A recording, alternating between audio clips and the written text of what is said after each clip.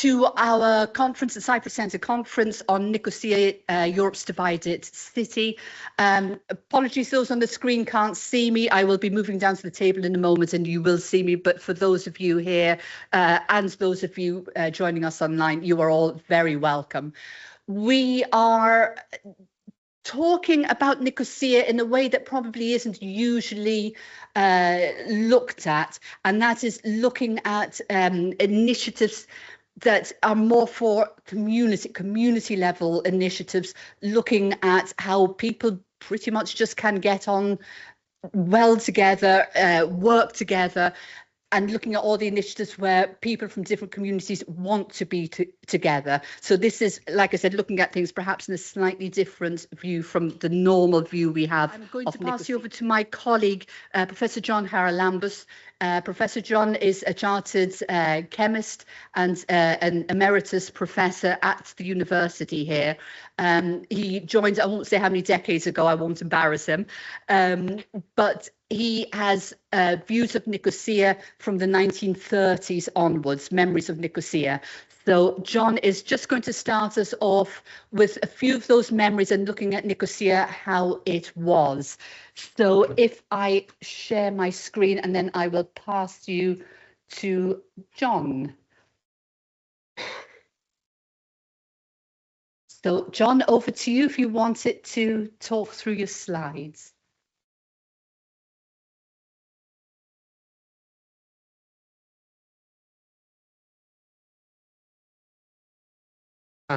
Thank you very much. Our original plan was to have somebody else giving the introduction, not myself, but we were hoping that Mr. Prunzos and Mr. Harmanji, the respective makers, will be with us. We have done this in the past. We had the mayors here at this place talking directly and frankly between themselves and to our audience. It did not work this time, partly because of the elections in the north, and also, believe it or not, because some were wrong with our emails and things were going to spam. Anyhow, I divert a bit now to tell you a story about Rechillier, Cardinal Rechillier, who once wrote a letter to King Louis, I think it was Louis XII. And he started his letter by saying, "My dear King, I had no time to write you a short letter, so you are getting a long one. By analogy, I had no time to prepare this talk, so you might have to put up with me for a long time." About 20 days ago or so, Alicia and I went to see our High Commissioner, Dr. Gouros, to talk to him about the center and about this conference. One of his questions was, why did we choose Nicosia as a subject? And kind of cheekily, I responded, because I was born there. And that's partly true. I feel a Nicosia person, although I've lived most of my life abroad. And we have done a lot here about Nicosia, both in London and in Cyprus. Now, when I was born in the late 30s, Nicosia looked something like that. This is a painting that was done by a teacher called Kyriakidis, and he gave it to my father, a fellow teacher at the time, and has been hanging in my paternal house for many years till I brought it with me to London. You will notice there are very few houses outside the walls.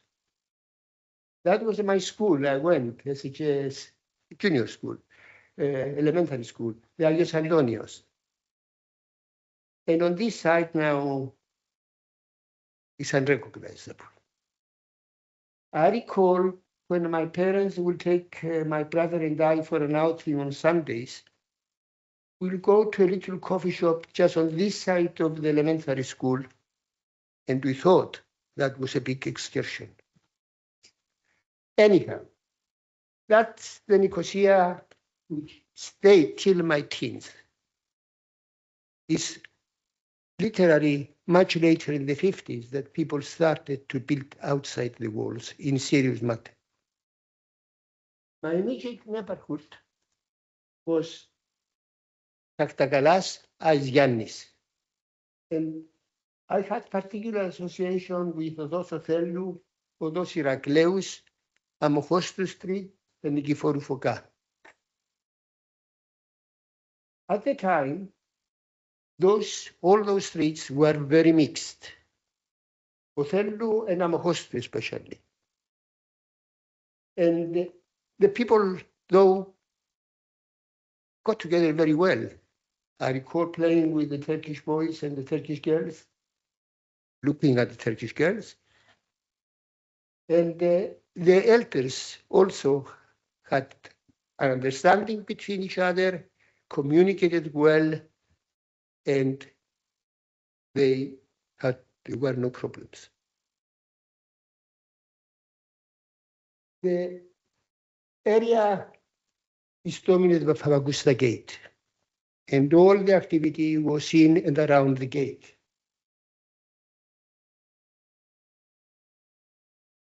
As a child, I recall how many times we went and climbed around the Famagusta Gate or on the aqueduct there. As I said, no problems with the kids from the other side, except when Olympiacos played with Chantigaya. Then there was a different problem. But of course, it happens anywhere. Recall what happens when Manchester United plays Manchester City.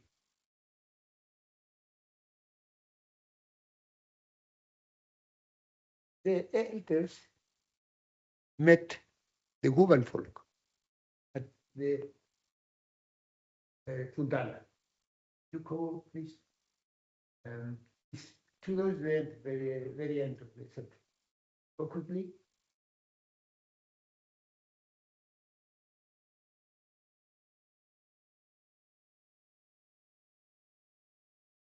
Okay. This is where was the meeting point for all the women, Turkish and Greek. There was very few houses that had piped water at the time, and the women will go and collect the water from fountains like this one. The child, the boys who were playing at that extreme corner, which the aqueduct is broken to open a road. And we used to climb and do all sorts of tricks there. Once I was impressed by a comment by Hanumisa. That was the only Turkish lady who's wearing a burqa. All the others were very modern, and they could not distinguish whether they were Greek or Turks. The Hanumisa had a very dignified approach. And I recall the incident when there was a bit of a quarrel, who is going to collect the water first, etc., whatever knows. And she said to the other ladies, I'm going to talk in Greek, as not to think I'm saying something nasty about you. That was the attitude of the people. The Greeks too, if they did not know the name of a Turk, they will call him Ogidonas, the neighbor. Very affectionate, very nicely. The men would meet at the coffee shop, which was down the other side of Othello's Street, actually opposite that fountain, about 100 meters away, for their coffee, their drinks, and of course the drinks were of all kinds. Those were the good years. Feeling of neighborhood, a feeling of mutuality. In July 1955, incidentally, the picture I showed you earlier, I know exactly, it was painted in 1935. I was born a couple of years later. And it's written by the dedication of Kyriakidis to my father the year he painted it. It stayed, as I said, almost till the time I left Cyprus in 55. The neighborhood, the immediate neighborhood, was still intact in 55. The struggle of Eoka started about 3 months earlier, in April 55. And the emergency of the British colonial power was declared soon afterwards. I use the term struggle and emergency for a particular reason. A couple of weeks ago at the Imperial War Museum, an exhibition opened looking at the emergencies that Britain applied to 3 ex-colonies, Cyprus, Malaya, and Tanganyika. And it's the first time that Britain is presenting the case. And is presenting it, in my mind, quite fairly, because they have the other side also. And it's good for us to go and see such things, because it's time we stop just reading our textbooks from history that's provided by schools. It's good to see the other side.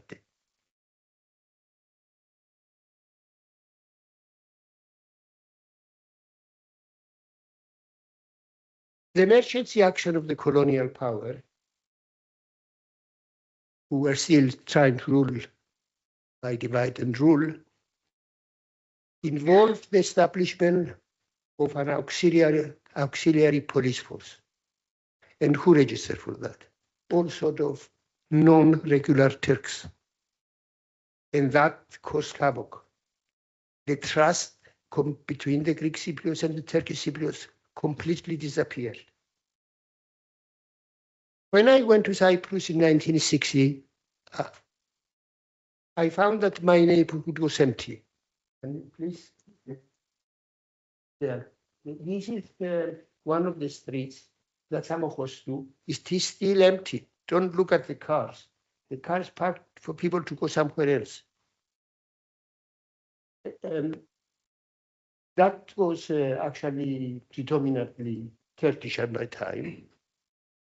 But the government has restored the facades of the buildings. Quite a few of them are not, they have no habitat at all, are inhabited, but still have the character of yesteryear, and I'll pick up in a couple. I divert there because if you, no, not yet. Sorry.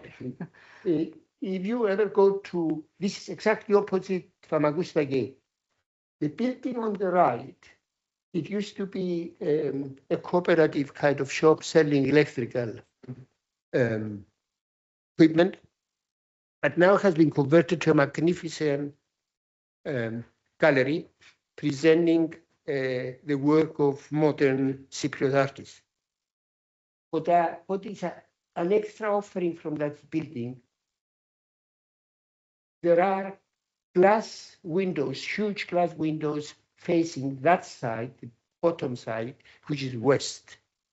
And through those windows, you can have a magnificent view of the whole Nicosia within the walls, all the way to Karinia and Paphos gates. Highly recommended view.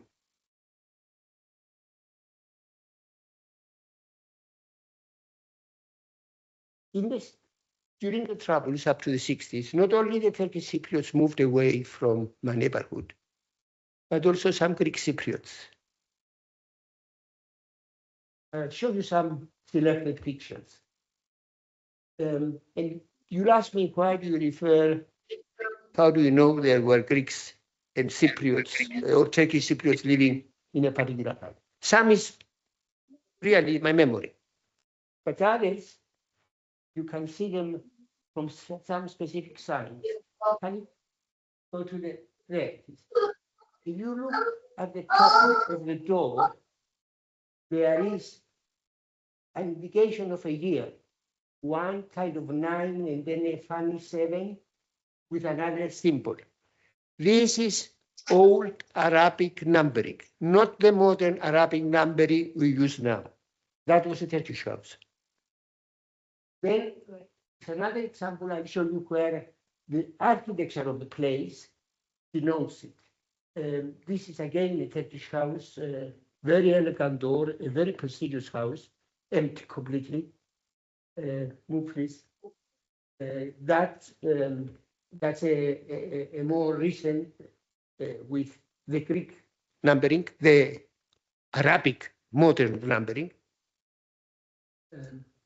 This one again, you can see 1930 or whatever quite clearly.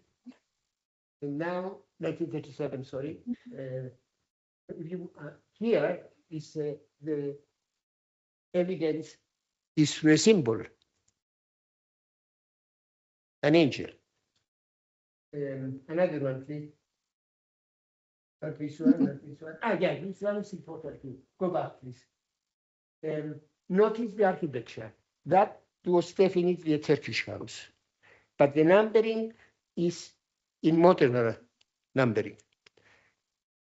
My feeling is that it was built by a Greek architect.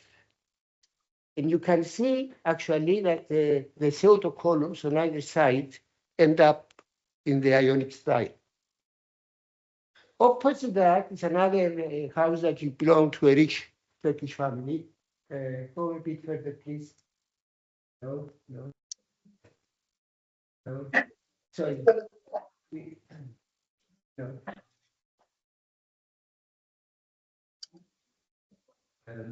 This is another one. I'm going back again with the numbering of the old style. Okay, carry on.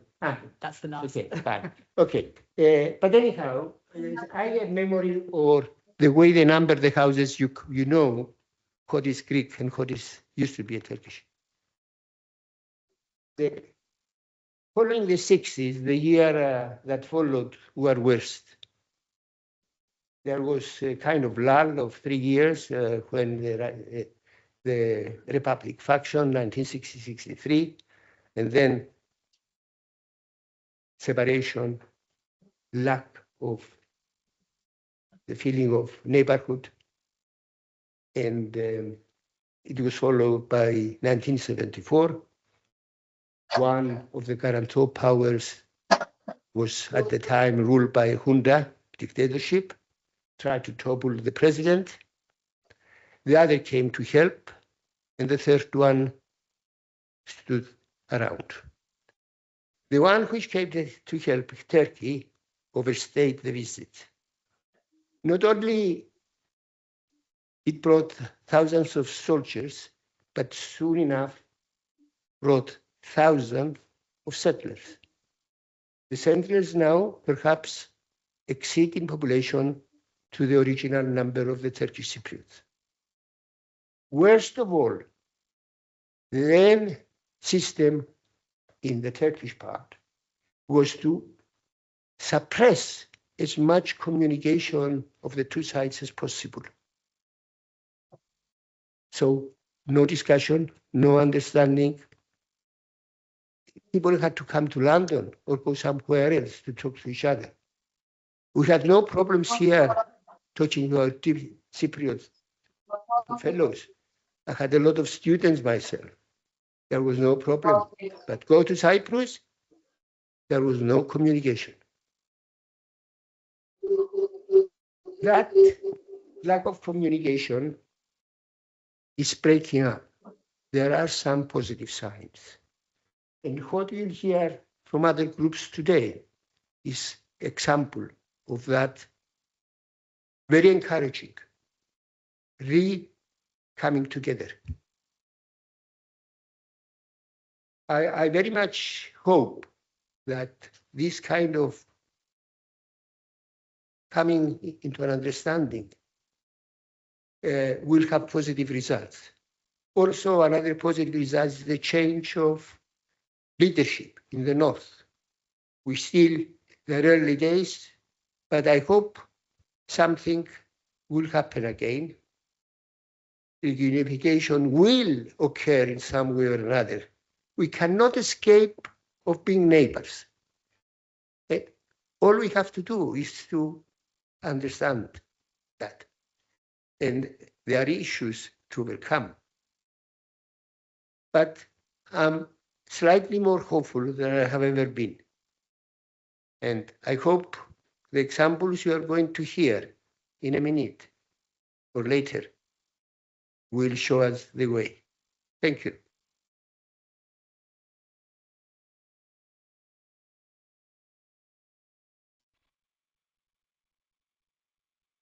Thank you very much, John. I would like to now introduce our next speaker.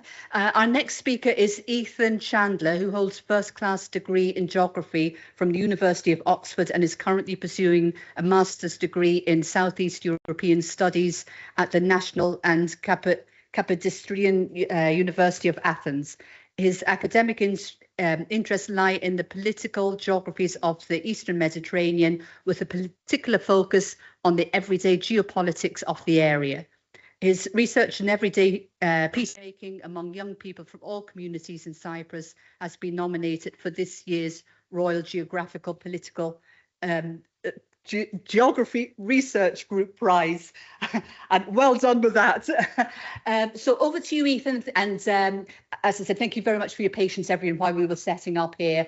And just before you share screens, could I just remind everyone that's not speaking, if you could mute your mics, please. Thank you. Thank you, Alicia. Hello, everybody. And it's nice to see some familiar faces as well. Thank you, Alicia, and thank you, John, for sharing your experiences of Nicosia. I'm really glad to be here and honoured to open the discussion, actually. I'm sure that we'll be hearing from many, many inspirational speakers.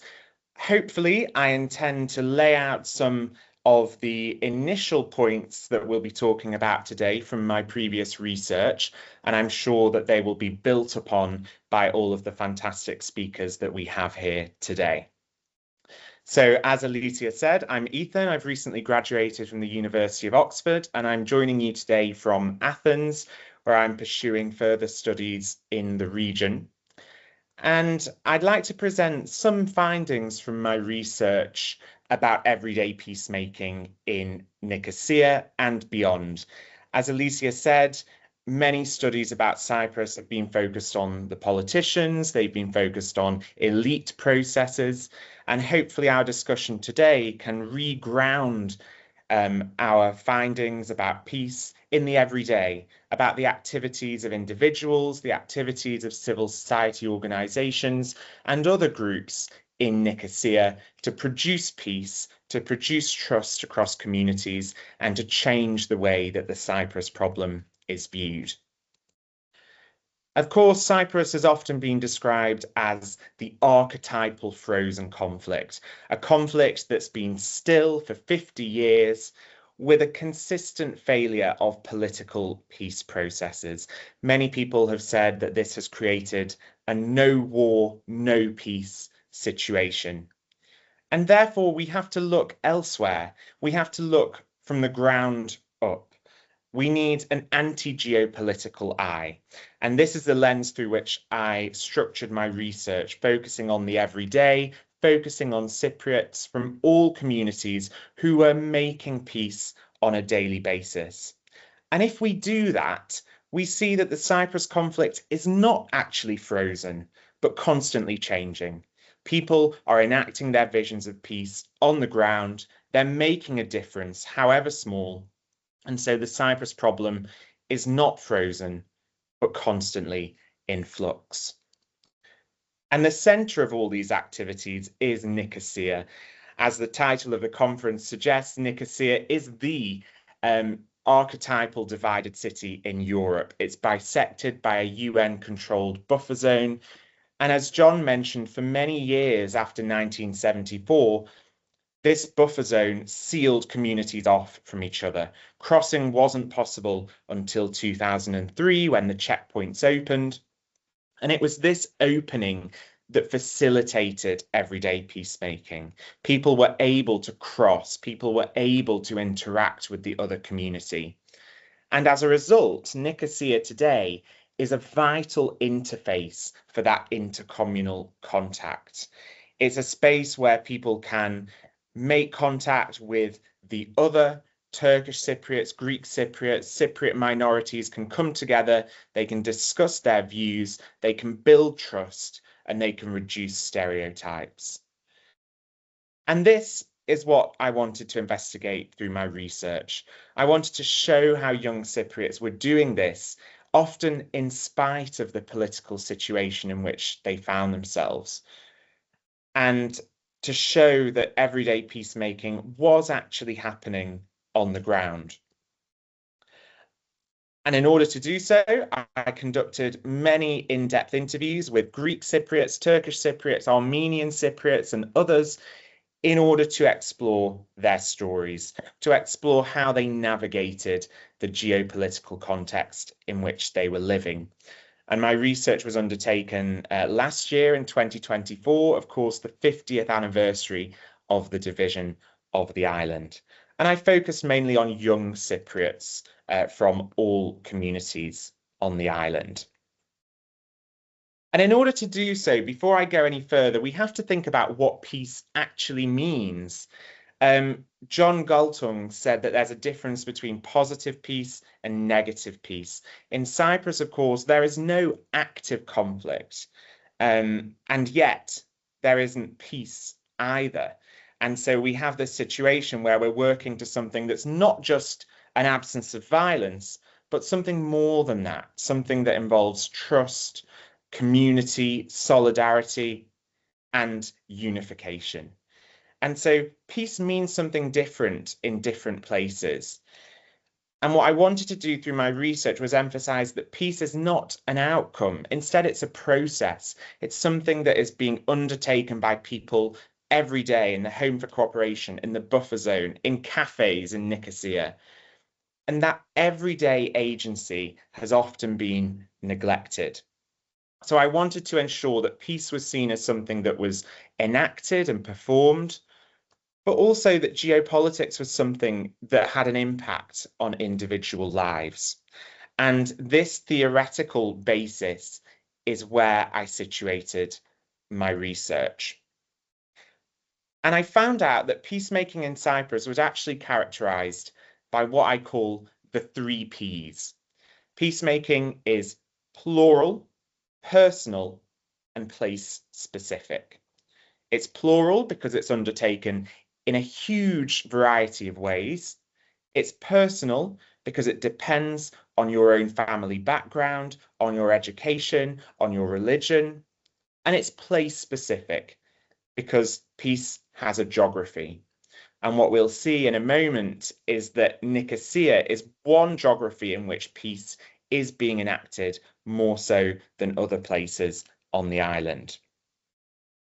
So how is peace being made according to the young people who I interviewed in Cyprus? Well, firstly, a huge part of it is intercommunal contact, the ability of different community groups to make contact, to make friendships, and to build trust with one another. And throughout these slides, I've added some quotes from my participants. I won't have time to read them all out, but if you're interested, then please do feel free to come back to take a look. So, for instance, Stefania talked about how she was introduced, played ice-breaking games, had coffee, and exchanged Instagrams in the Home for Cooperation, bringing together herself as a Greek Cypriot with other Turkish Cypriots for the first time. And Haris underlines how his views about Turkish Cypriots were completely altered when he was able to make intercommunal contact. Peace is also made through unlearning dominant narratives, unlearning and reflecting upon what Cypriots were taught in schools. It's also made through the creation of solidarity, micro-solidarities about political, social, or environmental issues. For example, Ayaz says, if a tree burns in the south, am I going to say that this is a Greek Cypriot tree? Of course not. And so environmental peacemaking was also a key place in which Greek Cypriots, Turkish Cypriots, and others could come together and think about their shared political, social, and environmental objectives. Another area in which peace was made was to do with common Cypriot identity and a common Cypriot dialect. For example, one participant, Dilek, volunteered as a Turkish teacher for the lessons offered by Hare. She also went to the Greek language lessons as well, showing that language was a vehicle through which people could come together.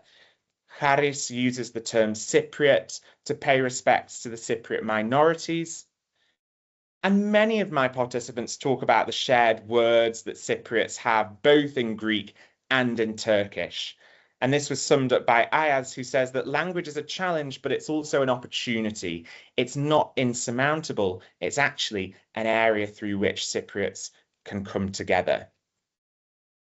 And who is making peace? Well, young peace activists were the focus of my research. Many people campaigning, talking to their ministries of education, attending intercommunal events, crossing the checkpoints. This was something that was very widespread in Nicosia, though not as prevalent in other parts of the island. Crucially, familial background played an important role. Young people from families who used to live in mixed villages or mixed communities were much more predisposed to peace.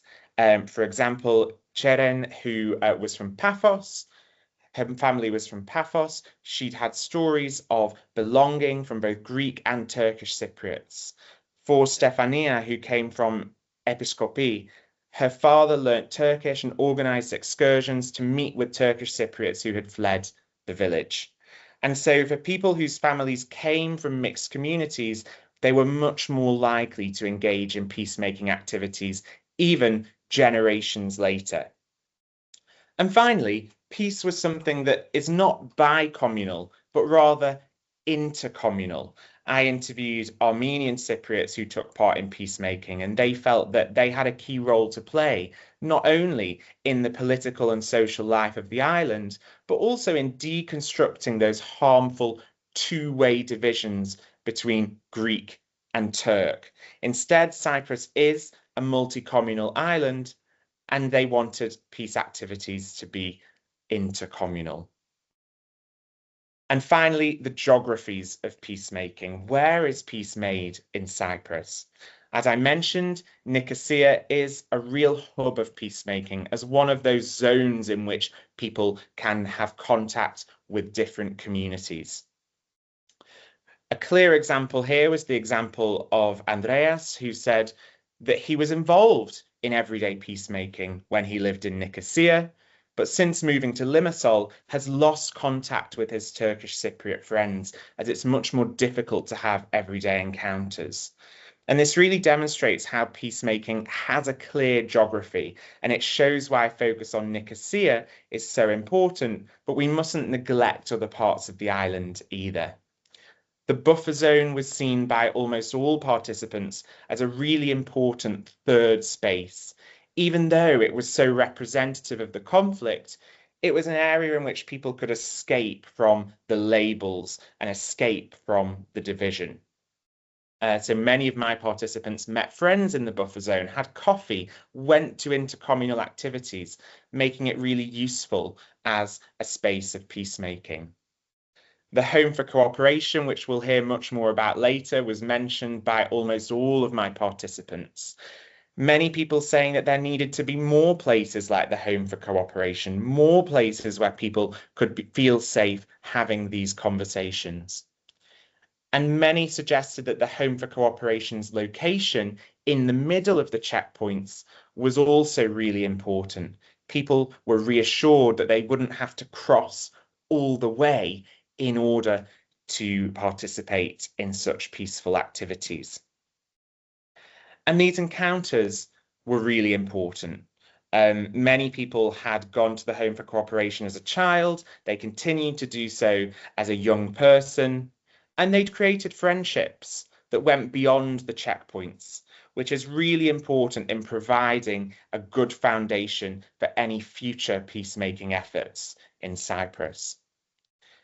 And these efforts were really crystallized, I think, in three key quotes which demonstrate how peacemaking is undertaken in Nicosia.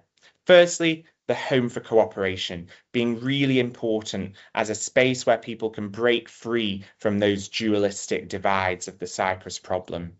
Andreas saying that he knew that there would be like-minded people there. He knew that it would be a safe place to engage in intercommunal discussions. Crossing the checkpoint was also really important, with Barkev suggesting that the most important thing is that Turkish Cypriots and Greek Cypriots could occupy the same spaces. And finally, the idea of peacemaking through shared social and political objectives is getting increasingly important. One of the events which is really clear is the United by Pride March, which takes place every September in Nicosia, where communities set off from both sides, join together a flag when they finish their march. And it's showing that people can create peace in ways that don't directly address the Cyprus problem, but rather create solutions for Cypriots right across the divide. And so many people felt a real positive impact of taking part in these everyday peacemaking processes. It allowed participants to renegotiate what they previously thought about the other community. The buffer zone was seen as a really productive place in which to explore these difficult themes. It allowed people to deconstruct those Greek versus Turkish binaries. Many Greek Cypriots talked about recognizing that Turkish Cypriots were not the same as Turkey, which was really important in deconstructing those narratives. And finally, it was really useful in cultivating a common Cypriot identity, in recognizing the commonalities that Cypriots from all communities share with their dialect, their music, their food, their culture, allowing a new identity to be built that moved beyond the Cyprus problem. However, there were also some limitations. We must remember that not all of these activities are happening in the everyday. There is the problem of an activist bubble and the need to increase participation from other communities. For some of my male participants, they felt that mandatory military service was a barrier to peacemaking. Many felt the need to hide their peacemaking activities while undertaking their national service. And there are also questions surrounding Turkish citizens now living in northern Cyprus. Many of these events, certainly taking place in the south, are inaccessible to those Turkish citizens, which perhaps poses a problem in the future. And also, we must remember that peacemaking is difficult. It's a difficult and imperfect process. As Barkev said, in the beginning, it's always a bit tense. People have to negotiate their previously held beliefs. People have to leave their comfort zone, both psychologically and geographically, in order to take part in these activities. But ultimately, many of my participants said that it was worth it in the end. And so when we look to the future and when we look to the conversations that we will have this afternoon, it's clear that geography is really important in peacemaking, both within the city of Nicosia and beyond. My research also highlighted how young people are active agents of peace. They are making a difference. This is happening on the ground. And it shows that we need to continue looking at how this everyday peacemaking is performed and practiced by Cypriots and by civil society groups on the island. So thank you very much for listening. I'm sure that we're going to have an excellent discussion this afternoon. And if you'd like to contact me, if you'd like to have any discussions about my research or learn more, then please feel free to do so. I'd be very happy to talk. And thank you again to Alicia and John for inviting me. And thank you very much, Ethan. Thank you. I'll stop sharing. Absolutely fascinating discussion. There's so many questions, so little time. What we will do, if it's okay with you, we will hear from the rest of the speakers in this session, and then hopefully be able to return to all of you then with some questions, because yeah, absolutely fascinating. Terrific. As you said, looking at things in a different viewpoint. So yeah, very, very fascinating. Thank you, Ethan. Now, our next speaker, I am very pleased to say, has joined us from Belfast. So Melik Kaptoglu is here with us. She's a PhD student, as I said, at Queen's University Belfast in anthropological studies. She holds an undergraduate degree in folklore and a master's degree in cultural studies and media. Melik is working in intercommunal, multi-communal peace building performance. You give me all tongue twisters to say, and peace building activism in Cyprus. She has previously been involved in discussions and projects related to Cyprus conflicts and the role of youth in the peacemaking process. Melik is currently working as a teaching assistant at Queen's Belfast and is a member of the Association for Historical Dialogue and Research, serving as a facilitator for the educational city walks. Our research interests are performance anthropology, peace building, conflicts, Cyprus studies, and visual anthropology. I almost made it to the end. Melik, if I could ask you to join us, please. Okay, hello everyone. Thank you very much for having me here. Thank you so much for the warm welcoming. It's very exciting to be here. It is wonderful also to see different pictures from Nicosia, both from John's presentation and Ethan's presentation. I also on my cover has a shot from the street in Nicosia. Also, it is very comfortable to build my presentation on your presentations, because now we are on the same page about what conflict means, what this division impacts our lives. So it is much easier for me to continue from now on. So my research is about peace building performances and peace building activism in Cyprus, and I was focusing on grassroots, because political leaders have been meeting and negotiations are ongoing for years. But what is happening in everyday life, in the cultural life, in daily life, how people are interacting? My research was focusing on this. And I conducted a year-long fieldwork in Cyprus across the divide. It was a multi-communal, intercommunal research, and my focus point was actually performances. We will talk more. And in my research, actually have 3 pillars. It was performance, peace building, and photography. So today I will try to show you how peace building performances, what is the place of peace building performances in reconciliation and peace building process in Cyprus. Yes, okay. So I will try to answer these questions through analyzing peace building performances. My fieldwork was mostly focusing on Nicosia, and mostly in the buffer zone and crossing points, checkpoints, because after 2003, social and cultural life, of course, changed in Cyprus. People started to interact again in a different ways, and the life became, especially in Nicosia, life became more multi-communal. We have 3 crossing points right now. Hopefully more will come.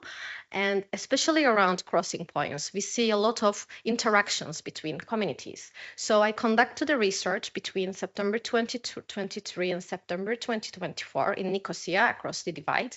And my techniques was participant observation, semi-structured interviews, and mostly ethnophotographical focus. So I was interviewing and talking, spending time with multi-communal, intercommunal peace builders and peace activists community. It is difficult to define who are these people. Some accept the term as peace activists or peace builders. Some do not reject to be called this way.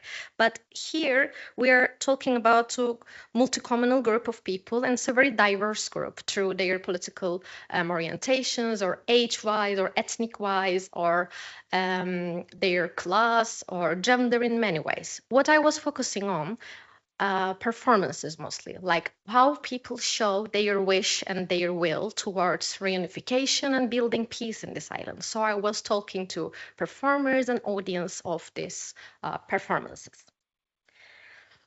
And hopefully, as it was mentioned before, the lack of communication in Cyprus, how it was changed and how nowadays people have communication. I will try to show this aspect because I believe the peace building community, peace building activist community in Cyprus is dedicated, passionate, and powerful.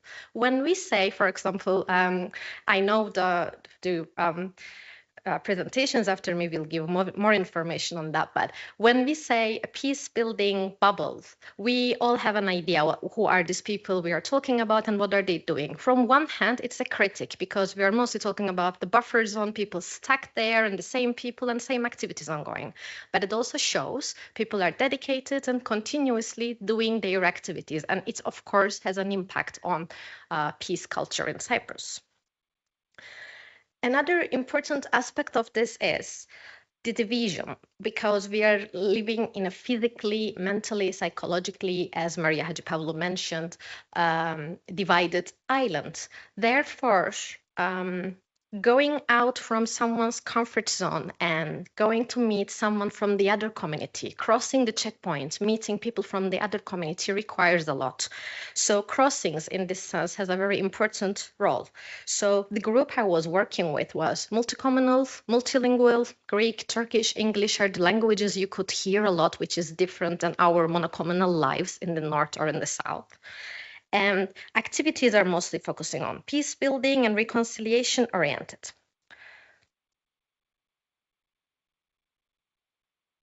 Oh, yes, yeah, I think you're good.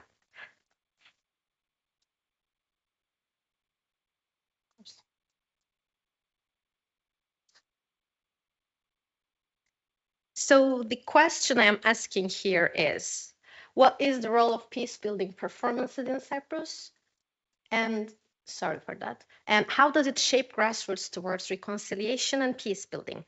Of course, we are still talking about the buffer zone as a heart of the peace building activities, thanks to the organizations that we will hear from, like the AHDR and the Home for Cooperation. Letropolis Hotel is hosting many activities, and Cyprusino and Iota Institute. These organizations are creating us this safe space for people to bring together and interact in many ways. So nowadays, as also Ethan mentioned before, the dead zone, the necrizoni, the buffer zone, the green line, which is the actual division line, the reason that we are divided, nowadays is the bridge that bringing us together.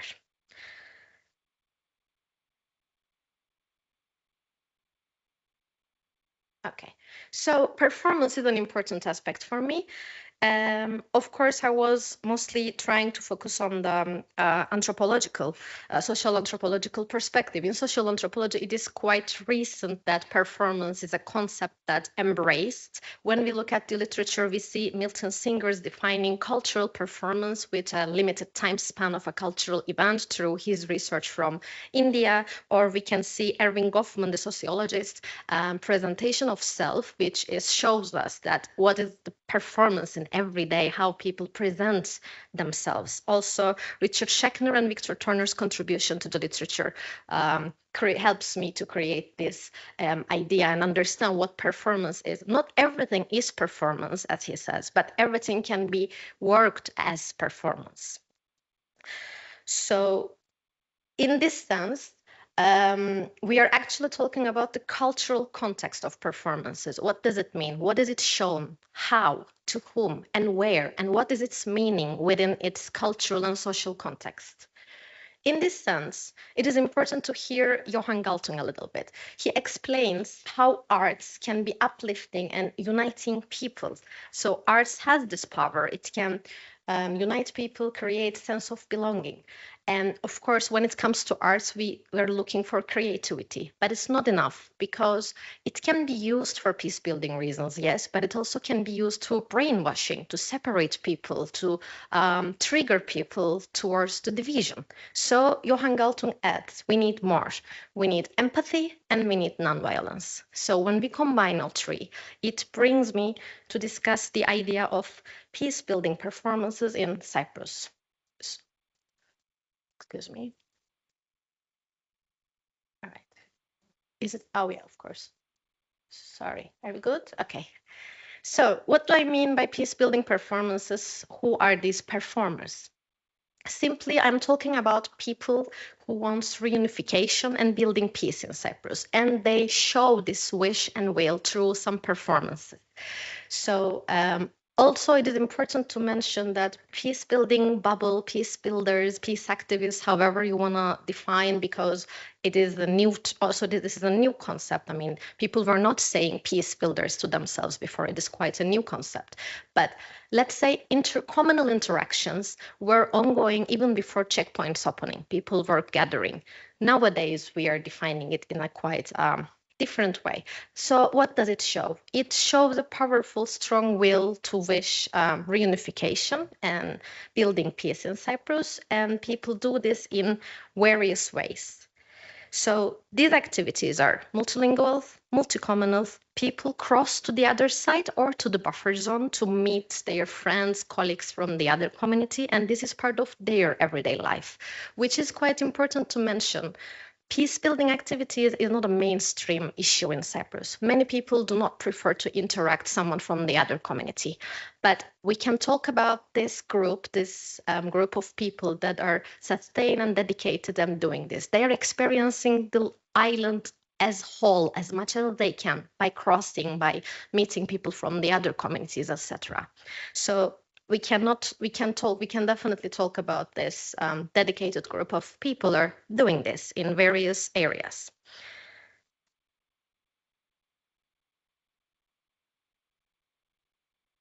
I'm sorry.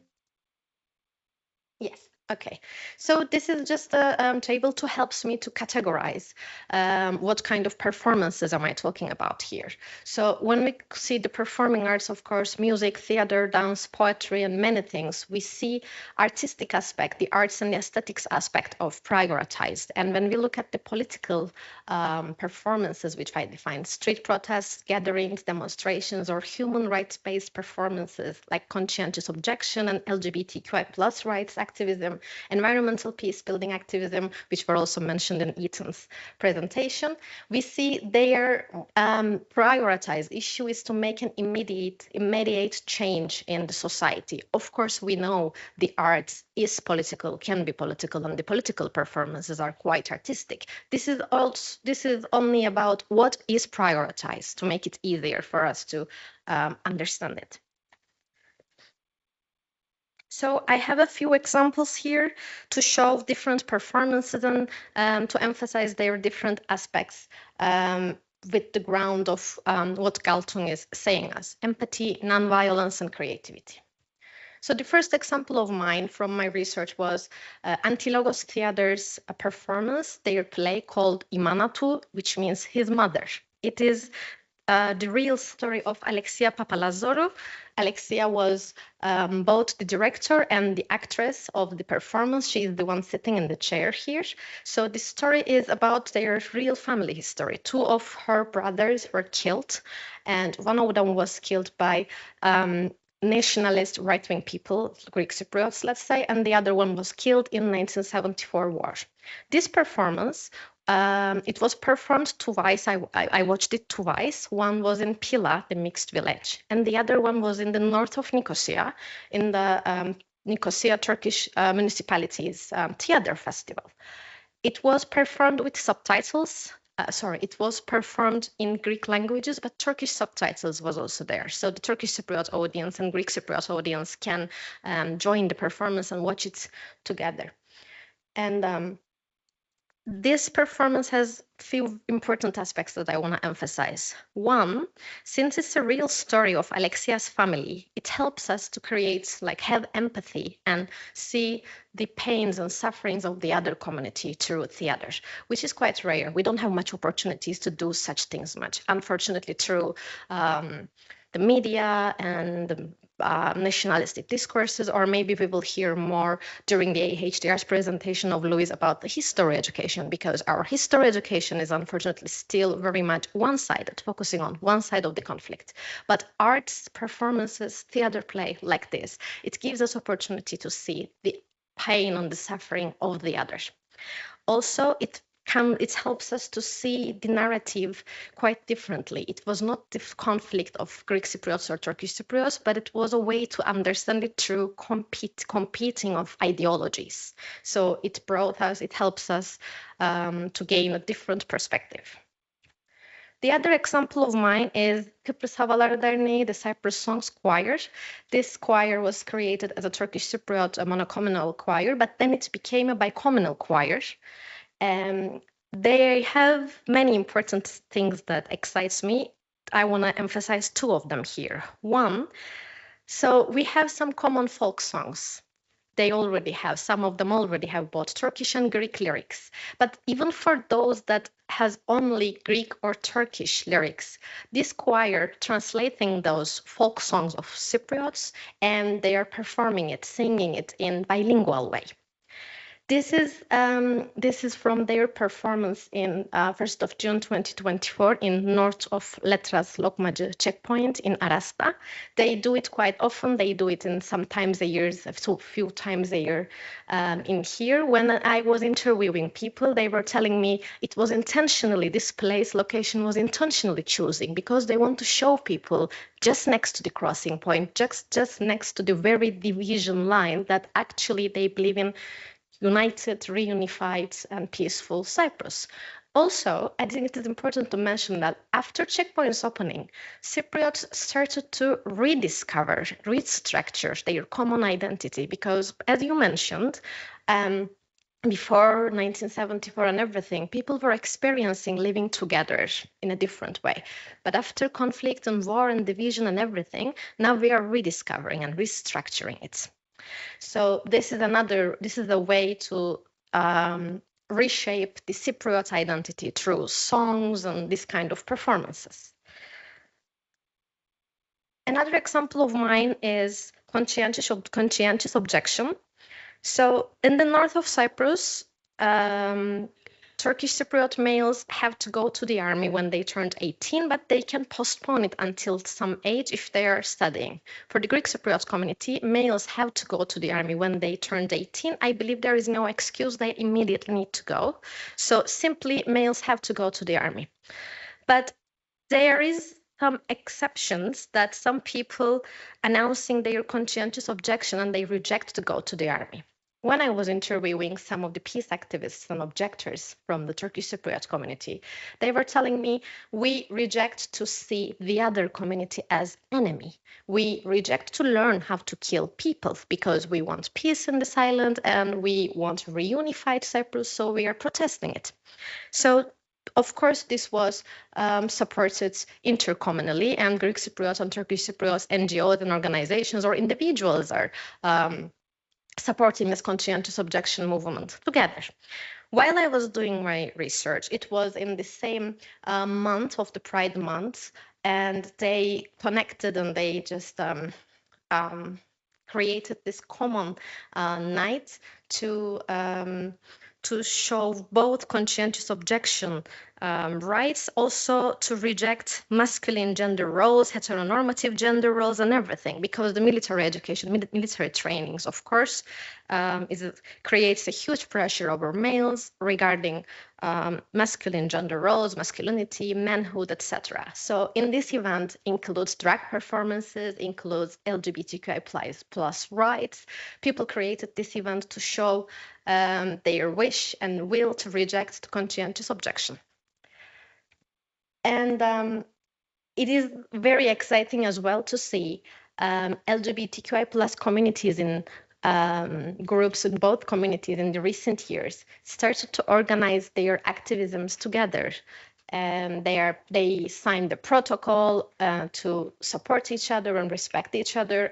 Our queer collective is creating this wonderful activities together. So we see people from both communities are working for their rights together. Okay, yes, I'm aware of the time. So to conclude, the community of peace builders and peace activists in Cyprus is diverse, multi-communal, and a dedicated community. And through performances, people's desire for reunification and peace became more visible Performances give people to a common ground to share, and they share their will and wish for reunification and peace building. And these performances foster empathy and allow people to understand the perspective of the other. It helps people to overcome one-sided narratives and challenge the prejudices. Although the division makes life in Cyprus difficult, crossings have a vital role as a part of everyday peace-building activism. And Nicosia, and particularly crossing points and the buffer zone, became a meeting point to bring people together. So the dead zone now is the stage for peace-building performances. Thank you very much for listening.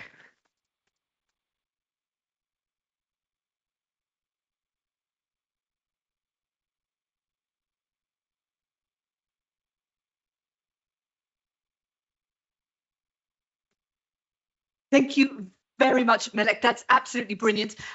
Love that last statement as well, with the dead zone being the stage for peace building performance. I think that absolutely sums it up. It's brilliant. And I think also the fact, that you are now studying in Queen's University Belfast. I noticed you haven't quite got Northern Ireland accent yet, but I'm sure they'll work on you.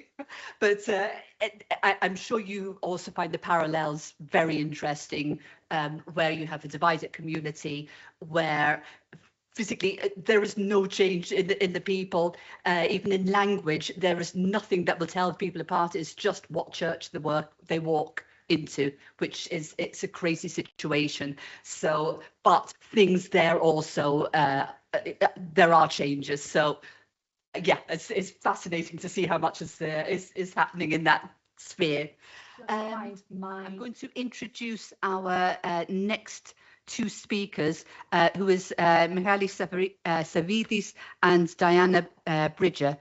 Michael is the cartography author and member of the Council for the Cyprus Mountaineering, Sports Climbing and Orienteering Federation. He is the founder and president of the hiking and orienteering club Orient Action, which is involved in the Ori Unite project. I'm not going to read the next section because that is going to step on their toes, because it describes what the project is involved in. So I'll move on to his co-presenter, who's Diana Bridger, who is an accomplished orienteer herself and holds a senior event advisor qualification from the International Orienteering Federation. She is the events coordinator for the Orient Action Club and results secretary for the local Cypriot Orienteering League. The Ori Unite project is very dear to her and something she'll be working very hard on for the duration of this worthwhile project. Michalis, okay. Okay. Good afternoon, everybody. Good afternoon from Cyprus. I'm Michael, and next to me is my colleague Diana Bridger. And truly, it gives us a great pleasure today to explain to you the European Erasmus Plus European project.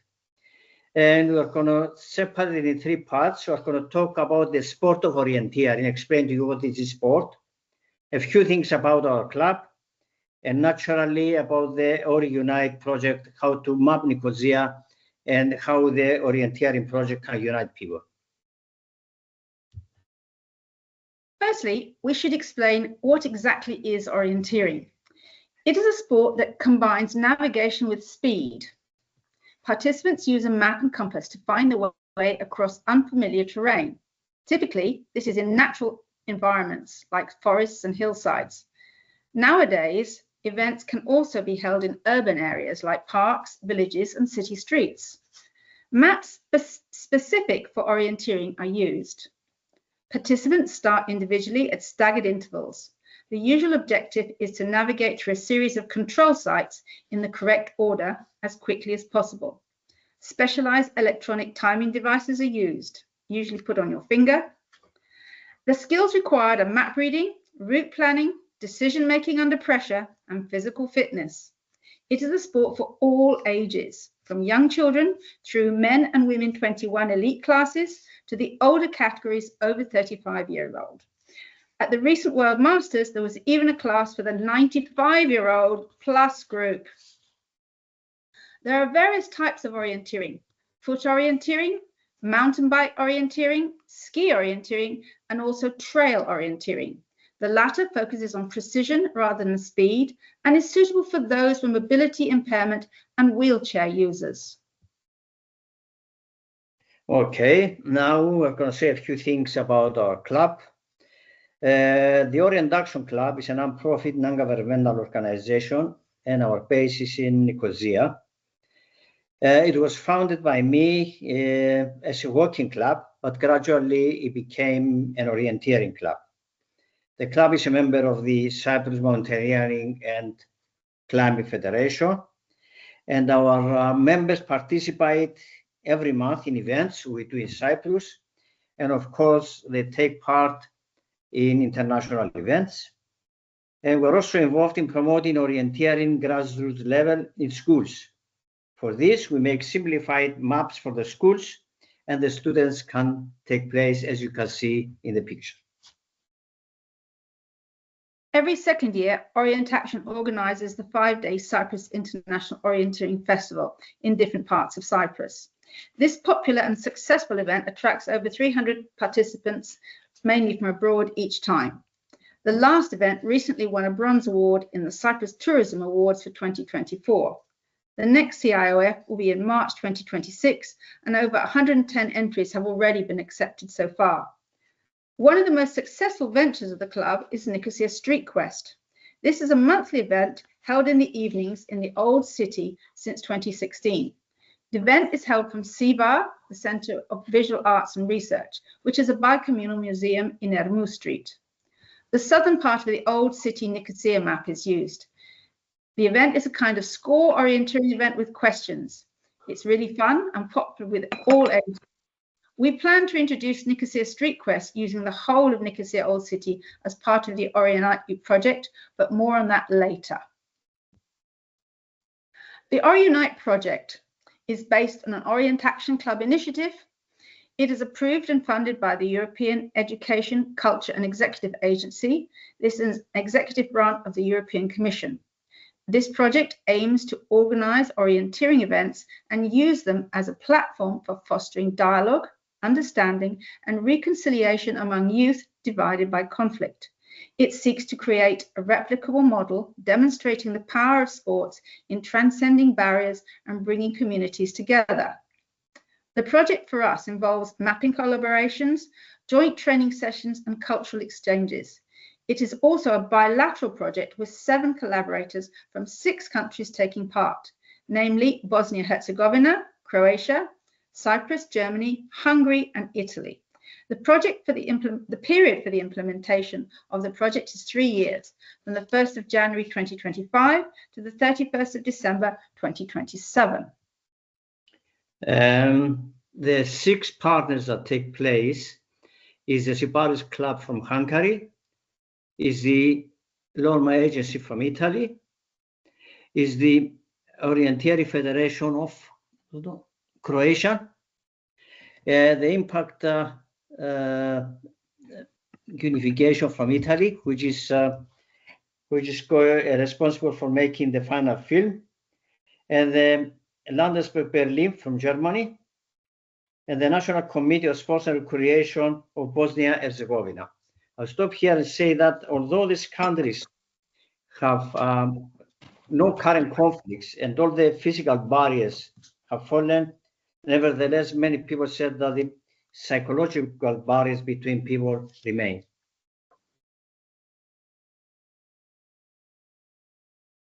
The phases of how we will implement our part of the project include the collaboration with stakeholders to collect data and create suitable comprehensive orienteering maps. For Cyprus, Nicosia within the Old City walls was chosen, the only divided capital in Europe. We must ensure the inclusivity and accessibility for participants from both communities. We will conduct joint training sessions and workshops for young athletes, emphasising teamwork and mutual respect. For this section, 3 or more workshops will be carried out at least. A cultural event to facilitate interaction and understanding between participants from different communities will be held. At least one orienteering event will be organised with young participants from both communities. Ideally, the participants will take part in mixed joint teams, and the orienteering event will span the whole of Nicosia within the walls. Documentation for the respective crossing points will of course have to be carried. A timeout section for the crossing points can easily be implemented with our electronic timing equipment. A documentary will be produced at the end of the project. A final conference will be held in Cyprus in 2027 with representatives from all participant countries. The project's outcomes and lessons learned will be presented, and a template for other countries to use in the future will be created. Now, at this stage, I will mention about the first attempts to make a unified map of the whole of Nicosia, the north part and the south part. And this started in 2018. On the left side, you can see the southern part, which has been mapped to international standards to a very high precision, but we didn't have a map for the northern part. I made some attempts, as you can see on the right side, to make a map of the northern part and join them together. But unfortunately, due to the COVID pandemic, all this effort was abandoned until the Organized project came in. Okay, the Organized project involves in making a map of the north part of Nicosia and naturally join it to the southern part. Initially, the map was made using satellite data without visiting the northern part directly. It involves establishing contact with the people and officials in the Turkish Cypriot community, because mapping is a very sensitive project, who are willing to participate in the project. The initial mapping has been completed and basic infrastructure has been filled in. Later, further work will be conducted to bring the map to international standards.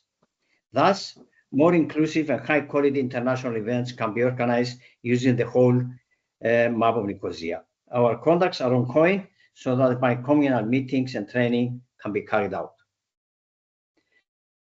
So far, we established contacts with Turkish Cypriot Teachers Union, who are willing to bring students to the project. Assistance we got also from the authorities in the northern part of Nicosia.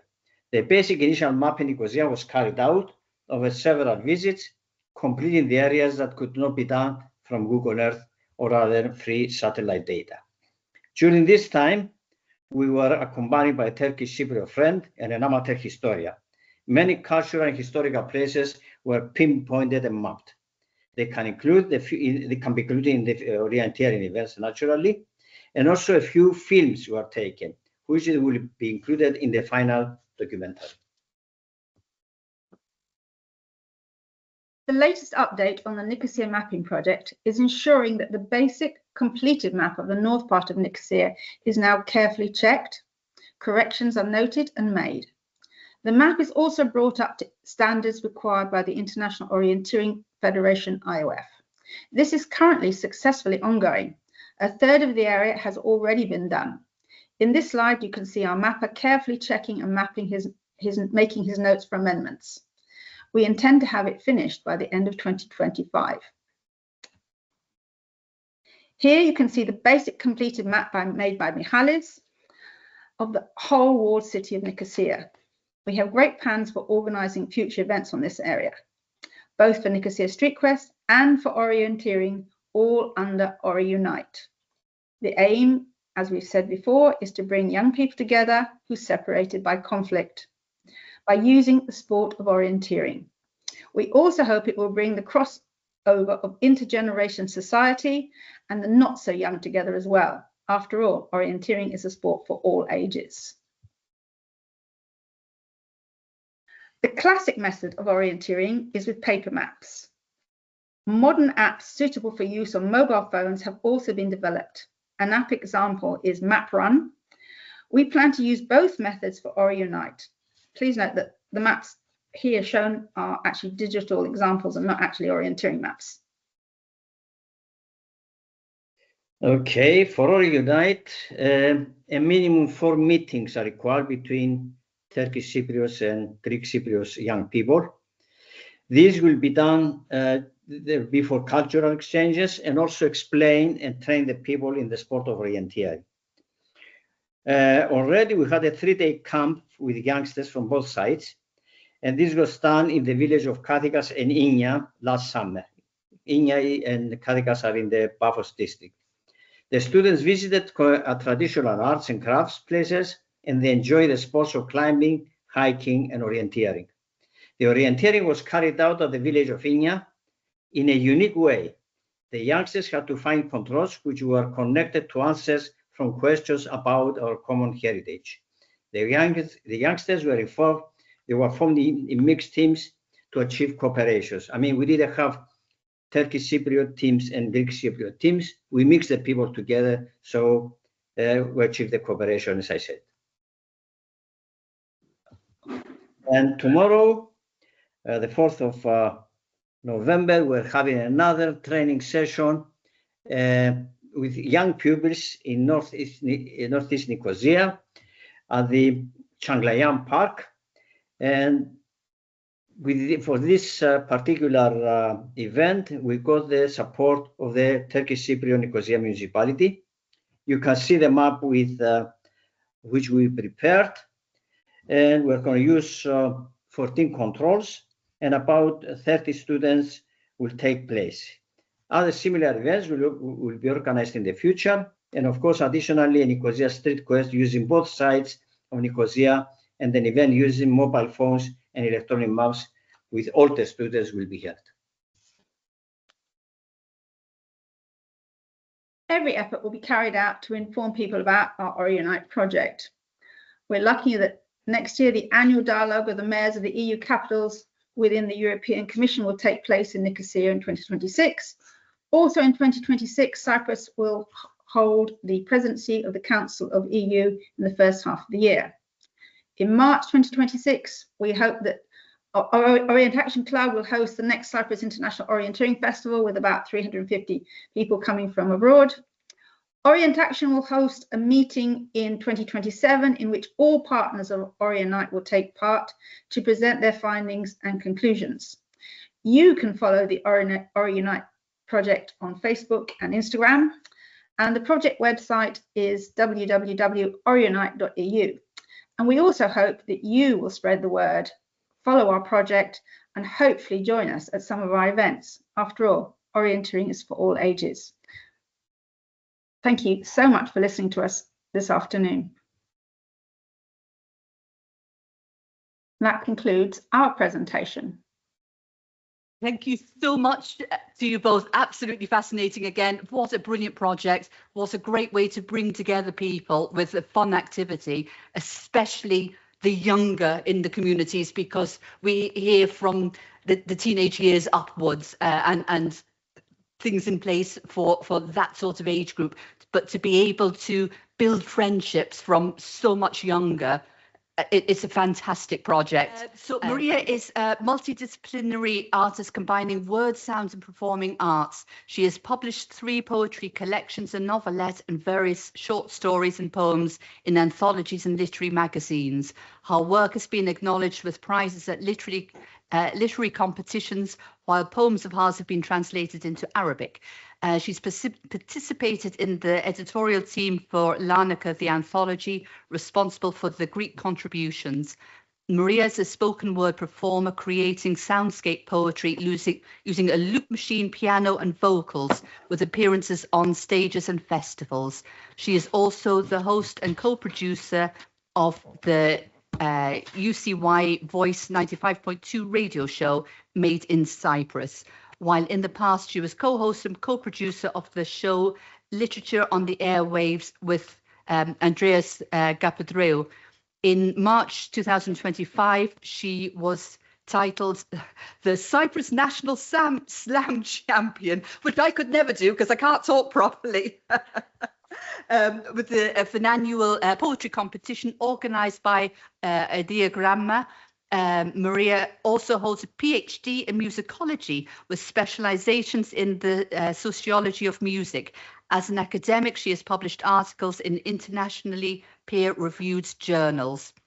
And over to you, Maria. Do you want to introduce your poem? I should have it that it works here, but if you would like to introduce it, please. Yeah, I would like to say that I was initially going to send a different poem after I got the invitation. And then I did travel to Berlin to represent Cyprus for the European Slam Poetry organization. And there, you know, after also our conversation, this poem came up. So I created this specifically for this event, but not with a specific guideline in my head. It just came, and it's like a genuine love letter, as you will get to see and hear. And I hope you enjoy. My love, I'm writing to you from Berlin. A letter long overdue, I know, but you see, there is something in the air today that pushes the words out of me. Maybe it's the sound of yellow leaves crashing under my soles. My love, the seasons change here, it seems, in more timely ways. The chill of this autumn day piercing my skin only highlights the scalding persistence of our summers. And this gloomy day with its pale light makes me wonder how it can be that so much darkness falls upon lands of endless sunshine. My love, I wish that my words cause you no harm, and I'm sorry, I really am, that my affection came in waves, that I walked on your roads holding hands I shouldn't have. I know that now, much too young to see between the lines, to sense beyond the scar that marks your skin, that cuts your beauty in half. My love, it took me distance to grow closer, and nostalgia to call you home. My love, it's awfully quiet here at night. Unlike back home, where that dripping sound keeps me up, where my ceiling leaks even in drought, as if the rain nests on my roof and claims its presence when the world pretends to be calm. It seems that my house could do with some maintenance, some evening out, some closing of holes that a long string of constructors assigned seems to not have noticed or even to have made worse. My city, I love you, but that dripping haunts my nights. Drip by drip, I hear in wasted drops testimonies and alibis about the whys. In my house, nothing can blossom, and I cannot grow. But I guess that's what you get when you lay poison on fertile ground, a nurturing rain that turns into a swamp. And the muddy mass forming below, instead of concealing, it brings to the surface that prominent contrast between history and life, between cotton and lead, between the blue and the red. My love, secrets burn on your sidewalks, echo in your narrow streets, hide in the unholy halls adorning your walls, and I am sorry that sometimes I choose not to listen. I'm sorry that sometimes I keep my ears sealed and just focus on the side of that bougainvillea, you know, the one that blossoms in the corner you once revealed. Or I get lost in the green that penetrates the ruins. Nature won't stop being, and neither life will. My love, Although they have tried to scar you for life, and for all my life I thought you were scarred, you're the most beautiful mosaic of centuries passing by, of cultures intertwining, of languages unfolding in symphony. Your streets keep buzzing with prayers and lullabies. Some of them I recognize. Aya Marina Cecira, Aya Marina Cecira, Aya Marina Cecira, Pupoci misi stamora. Σε στράτες που μυρίζουν λιβάνι, λεμονανθούς και διαφθορά, συμπλέγματα, βαρέλια και σειρματοπλέγματα και μια υπόσχεση ειρήνης να αιωρείται, σαν αερικό. My love, on the shores of the Spree, I think of Pythias, the shallow, the hollow, the empty, the silent. In the silence, I feel its pulse. They are restless, you see, the rivers that have known drought, for good measure. Same with how, after love has been lost, life refuses to evaporate. It runs rather than flows, like fuel searching for fire. It runs rather than flows, like potential. Restless is also the wind that knows no limits, that laughs about divisions and checkpoints. Restless also the people who have known buffers and borders. Restless are we, the party of inherited pain, party of inherited trauma, party of inherited guilt. We who have internalized the in-between. And you, the center of our pride and shame, of our beauty and pain, of our handed-down identity. My love, it's not your fault, I know. Maybe it's them, most probably it's me, but I fail to see how that crack in your being could ever make you incomplete. And often I wonder, am I your extension, or are you the extension of me? My love, here in Berlin, they ask where my house is. I open my mouth to respond, and I say not Nicosia, nor Lefkosia or Lefkosia. I open my mouth, and the only words I can form taste honest and sweet.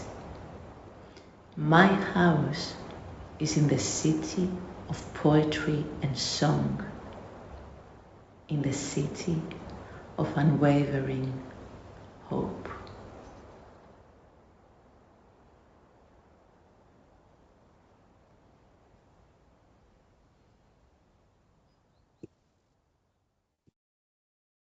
Thank you very much, Maria. Very beautiful. Very, very beautiful. Thank you all so much. That was the first session. We are overrunning, but if there are any questions, and again, thank you very much, Maria. As I said, a very beautiful poem and very beautifully presented as well. The whole, yes, the walking through the leaves, very seasonal, but yeah, it just conjures up so many memories as well with the bougainvillea, so many images in your head. Were there any questions? Anyone from our online community that wants to raise hands and ask a question, or anybody around the table at this stage? Stephen from Listen. Stephen, if you want to just add your microphone, if you just click it on. Yes, thank you. Just about language, I was taken aback by Ethan Chandler's contribution regarding language, and Melek regarding language and songs and dances shared by both communities. I was leader of the council in Merton, and for the Turks, they thought I was Turkish Cypriot because they called me Belediye Başkan.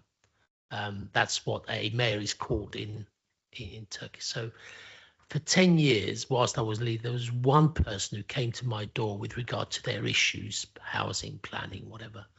And he spoke to me in fluent Greek. And I thought he was Greek Cypriot for 10 years.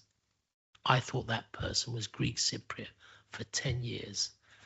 It was beautiful, absolutely beautiful that he came to my door once a year, spoke fluent Greek Cypriot, and I thought he was. And then he was just talking to me in my final year when I was leader, and he said, "Us Ottomans." And I said, "What did you just say?"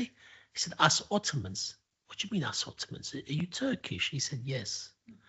And it was so beautiful, and that's the beauty of language. And always brought a tear to my eye when Turkish Cypriots came and spoke fluent Greek, and there's still some there. But they used to start in Turkish Cypriot, in Turkish with me, but language, it can bring us together.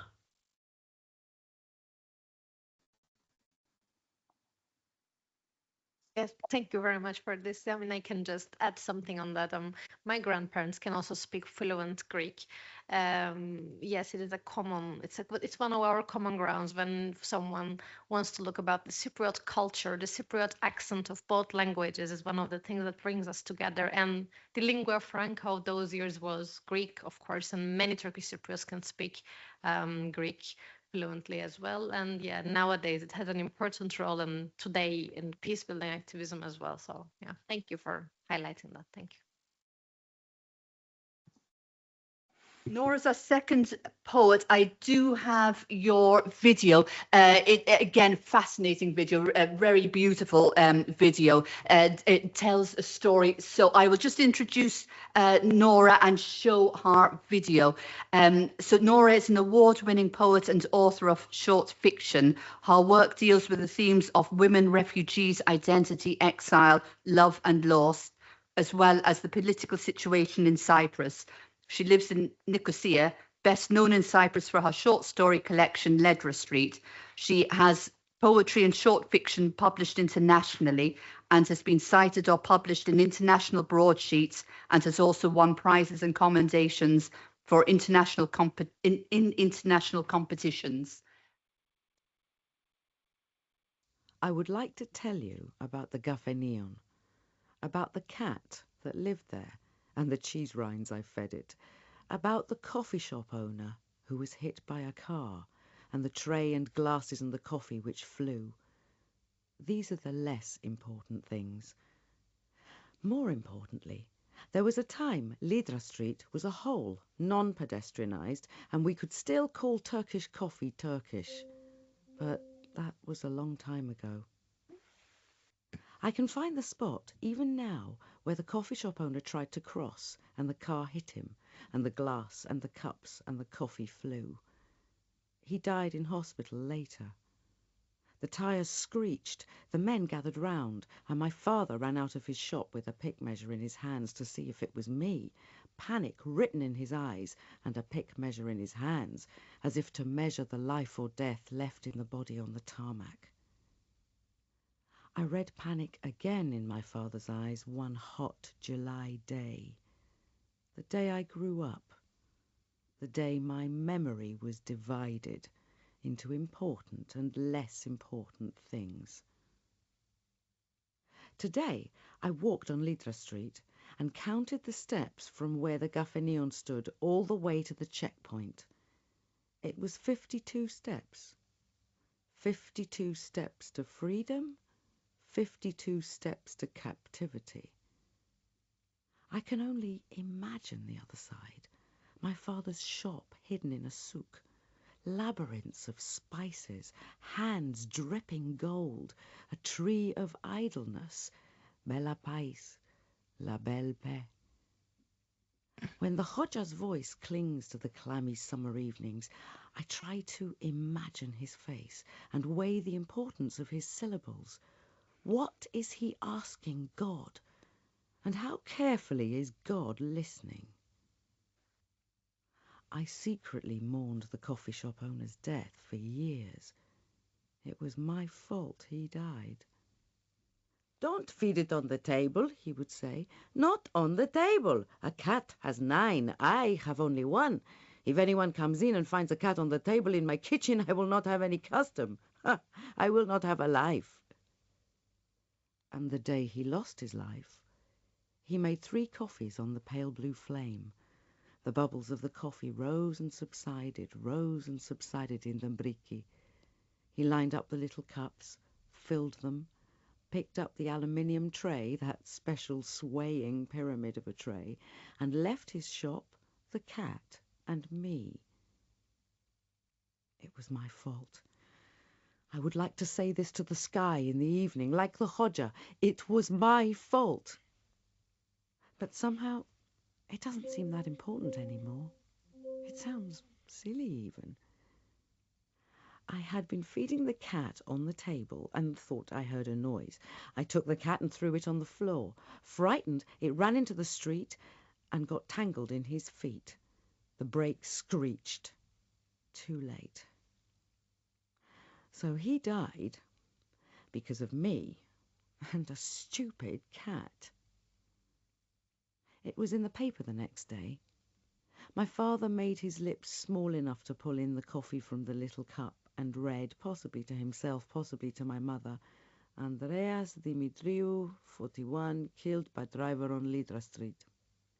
My mother said, and his wife? And his children? Don't they ever write about those that are left behind? I am now the one left behind a wall, behind a checkpoint, looking for my father's shop, looking for my childhood, dismissing a man's death, mourning the division of a city, counting the steps to the other side, wondering where unimportance ends and importance begins.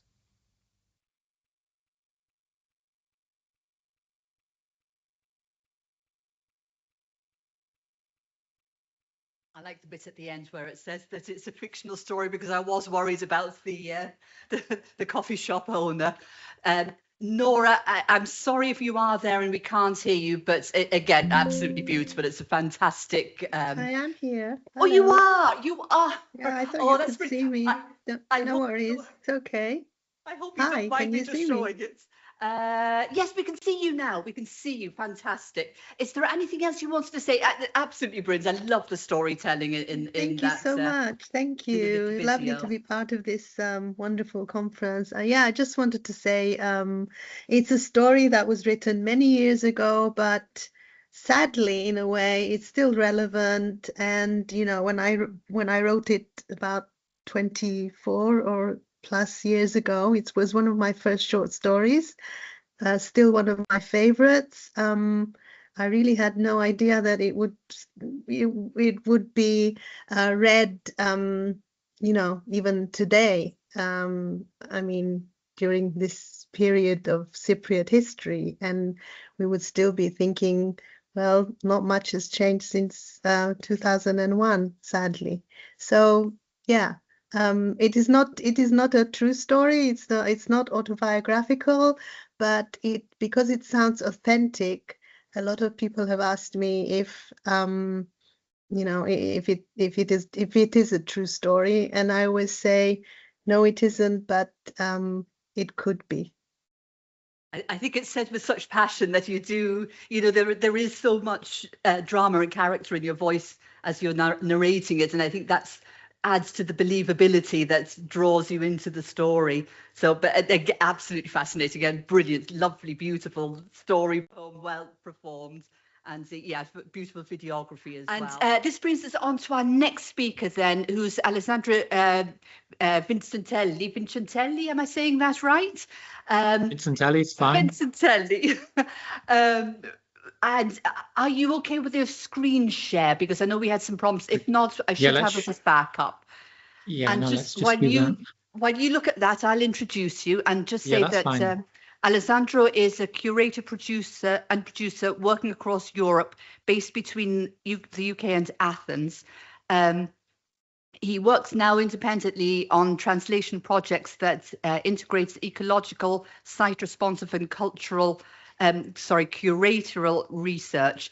He was artistic director for the Eco 8 Eco Triennial in Slovenia, which is an international exhibition that brought together 26 contemporary artists to explore ecological and post-industrial themes in a disused textile factory, and is a member of the Vessel Studio in Egina. In September 2024, he was curator for Imagining Home Between the Walls in Nicosia. This autumn, he returns to Nicosia for the Ecoscapes workshops, working with Cyprus-based artists and curators to explore ecological imaginaries and the city's role as a climate hotspot. His curatorial collaborations often engage with questions of national identity and non-aligned cultural narratives. So, oh, fantastic. You've got your screen working. So I will now pass. Brilliant. Fantastic. Yes, we can see. I will pass over to Alessandro now. Thanks so much. And it's fascinating to be joining in this way. Just a bit of a preamble in that I really enjoy this conversation around the idea of everyday practice of peace building and this conversation that returns this idea of third spaces and their value, because it was a real privilege to be able to be involved in something, but I knew it was a very, very complex location to be doing anything. And I learned so much from doing. And indeed, look, what I'm going to do is my first 3 slides are going to basically help to introduce D6EU and someone who really should have done this presentation, but is involved in the match project currently developing. So that's Argyro Tomazou of D6EU together with her colleague Clemeni Christoforou, and they have this initiative that works out of Nicosia. But my talk is called Curating Home in Nicosia's Buffer Zone, and it relates to this particular exhibition. But what I'm going to just explain here with that first slide is just what D6EU is. It's Visual Contemporary Artists NGO based in Cyprus. It really does develop new opportunities for artists and cultural collaborators right across Europe, Cyprus, and Middle East. Is involved in several European projects, and I'm there as an advisor really to the organisation. I've been working freelance, and it was they collaborate with artists, cultural producers, heritage professionals as well. So maybe some of the other people who are speaking as part of today's events. And very interested in the idea of multi-communal projects, encouraging equity and indeed addressing social, environmental, and justice. And a quick spread of the current projects that, particularly with EU-funded projects that are involved in the Match programme that's just taking place now in Nicosia, being hosted, I think, partly by Gardens of the Future, is taking place now. But an ongoing project called Contested Desire with communities, museum, heritage sites, looking at the legacy of European colonialism, looking at heritage and colonialism, working with, and this allows Cypriot artists in dialogue with 10 other countries, I think. The Ecoscapes, which was just mentioned, which is something I'm actually going to be involved in, working with Harun Morrison in back later in November, December. And so this is the kind of thing. So I wanted to do is try and give you a little bit more of the background rather than lots of images of an exhibition that happened. But I was fortunate enough to be able to make this international and multi-communal art exhibition in the buffer zone. And it was collaborative, it was explorative. It brought together 5 or 6 artists and initiatives. And it was all made possible in this really spectacular location. And it was so interesting just to hear Nora's poem there, talking about how Ledra Street and the Lokomachi checkpoint area, and how clearly this area has gone through lots of change. It's a very busy crossing point, and there's a lot of activity around it. Anyway, people might know this building. It's called the Info Point, and what I wanted to do is give you some bit of background. We had some really good allies to make this exhibition, and it was through the hard work and determination of Argyro Tomazou of D6EU. And I wanted to dwell on this permission process because really it's how negotiations happen and what there is to learn from it. There is a truth here, the precarious nature of exhibition making. You print invites and make a poster when you really don't have official permission. Because of the politics of the location, it was very much like will we officially get permission? Could they change their minds at the last minute? And this had to be negotiated with UNFICYP, and it needed I think Argiro explained to me, we're only going to be able to do this if we have another organization like the French Institute to be able to be part of the invitation for people. It was basically a rather protracted and convoluted thing to kind of get that permission. Anyway, the building I'd seen 8 months before, and Argiro was saying, I'm holding out for being able to use this again. Now I know something. Argiro Tomazou had seen an exhibition there maybe 12 or 15 years ago. So she was determined to try and get to use a different part of this same building. And she could see the potential of it as a kind of how it could work as a multi-communal space for bringing together artists. And through with Collective Habitante, which I'm going to explain a little bit more, was developing this.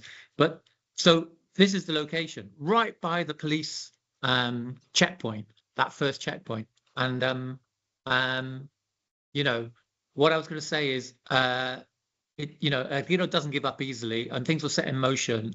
And basically, when we got the funding in the spring, we delivered the exhibition in September. The invitations went out to both city mayors. So in a way, there was a sense of who might lose face if it didn't turn up. And this next image tells it all. Basically, the permission was given officially the week we were installing the exhibition. And you know, Argiro held her nerve and said, "Look, it's not going to get cancelled. We're all okay. It's like we're gonna sign off on this insurance thing. We've got the use of the info shop." And it was fascinating to be involved. Me as a curator working with museums and galleries, never experienced this kind of complexity, as well, geopolitical complexity that was lying behind it. Anyway, the thematic, the exhibition really explored the significance of home through a series of workshops, and it was this idea of developing ways to reimagine house and home in Nicosia 50 years after the 74 conflict and 60 years after the first establishment of UNFICYP. And there was a sense in which actually maybe we could bring together artists together, but there would also maybe be a bit of a dialogue with what UNFICYP, how it works as well through one of the artists. It featured works by Nafia Akhtenez, Anaïs Lobe, Julie Gautran, two French artists who had been living in Nicosia, Sumer Eret and Effie Savides. It was, you know, a mixture of artists, poets, writers, to think about this idea of a home. This was the thematic. House provides the foundational space and physical form for life to thrive. And while a home nourishes and supports and protects, you know, it can foster a sense of belonging. It's also the absence of a home, whether due to conflict or displacement, just magnifies its significance. And indeed, the French writer Gaston Bachelard described the house as both body and soul. And this idea was about focusing on reimagining home within the walls, emphasizing the possibility of political and social reinvention.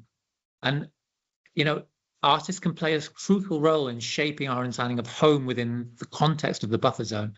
How can they dream and reimagine? How artists collectively become builders of worlds and storytellers? But also when there is this context of loss of home, and tangible loss is so woven into Cyprus's recent history, or not so recent history. So it's a way of kind of this idea of exploring that. And Sumer Eret, who was really involved in creating installations and structures that were built out of reclaimed window frames and old building sites that he'd found in north of Nicosia, and was building these precarious objects that were part construction bookshelves associated with this idea of a trauma of loss of temporary homes.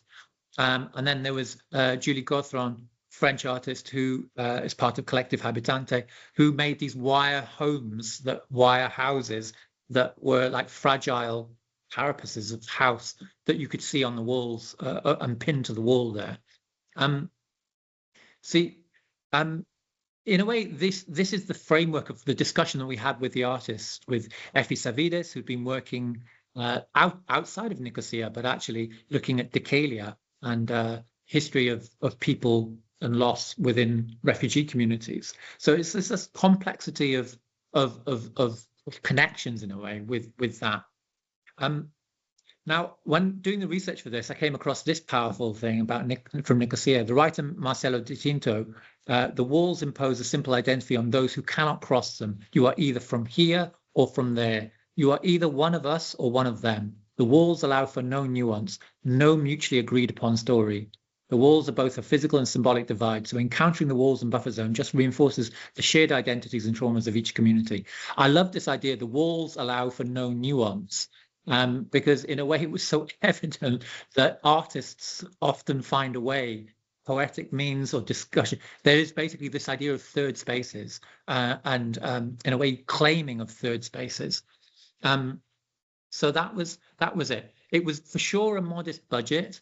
And it was interesting to see how we could get the funding together. The parameters were fixed and it all had to come together pretty speedily within that info point building. And whilst we only received the ministry grant in the spring of 2024, commissioned the artists in August, September, all were really up for it. The location was so special. So I was going to literally tell you a couple of the stories. The cafe round the corner from the police point we borrowed the long ladder to be able to fix things high up on the wall. We would have to walk through the police cross point, two of us holding the ladder, trying to get through the police point and just sort of showing our passports and, and realizing what it is to cross the zone day in and day out for everybody else.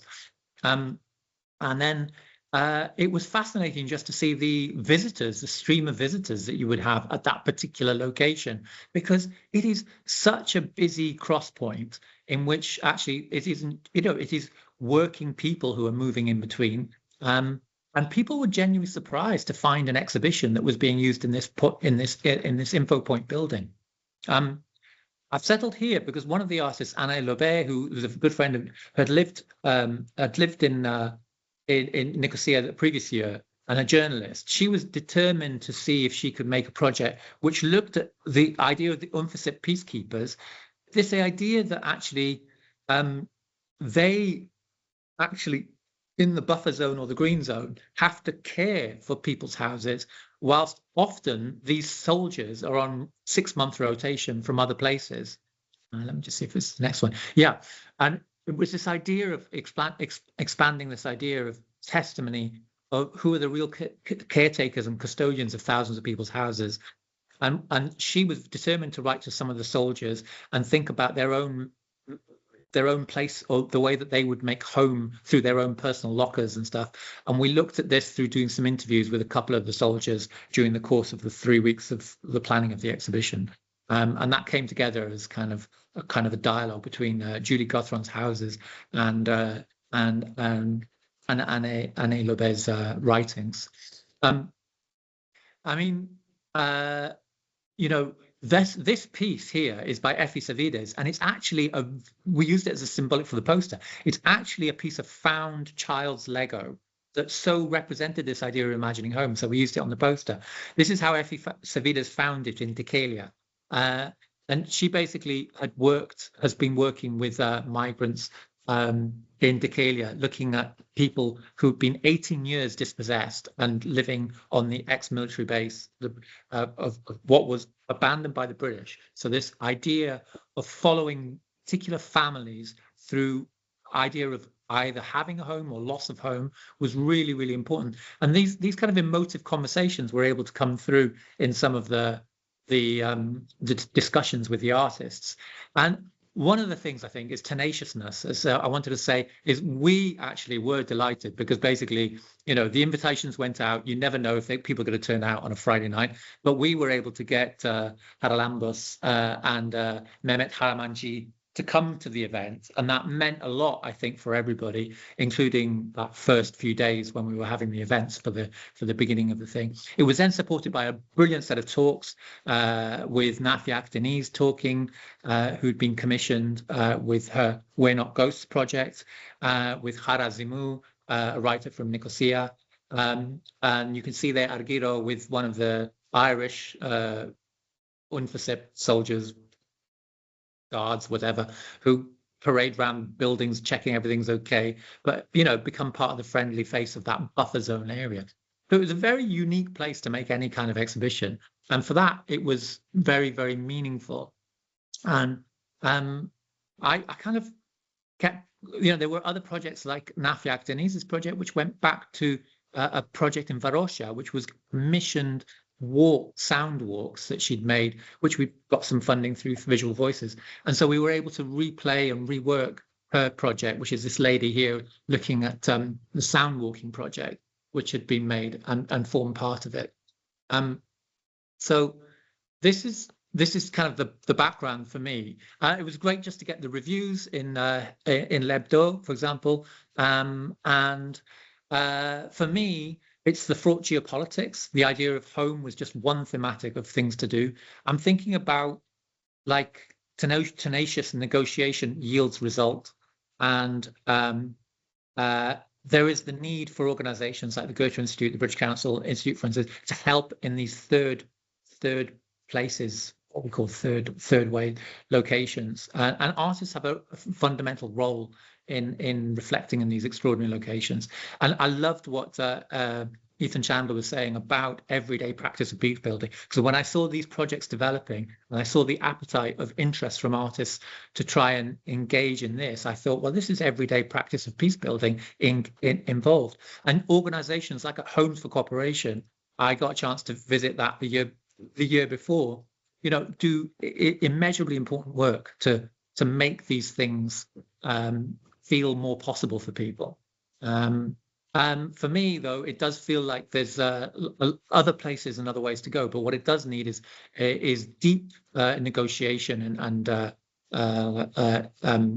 like soft power. Like in a way, it's an opportunity to find you need people with knowledge who can get involved in things and say, this is what we want to do, and then find ways to bring in artists in a sensitive way where you get paid properly. You have it's a rather fractured funding situation at the moment within the Cyprus context, particularly for multi-communal projects. So this is something that is very, very important as a backdrop. But I'm looking forward to returning, and this is my final slide, because basically I'll be back in Nicosia in late November, and as part of the Ecoscapes, and it would be great to be hearing from Peggy Spinelli, because we're going to be hosted partly by Gardens of the Future, and here we'll be working with 2 artists and 2 curators, all Cypriot-based artists and curators, to continue this research, but this one specifically around ecological context within the city of Nicosia, and thinking in relation to that.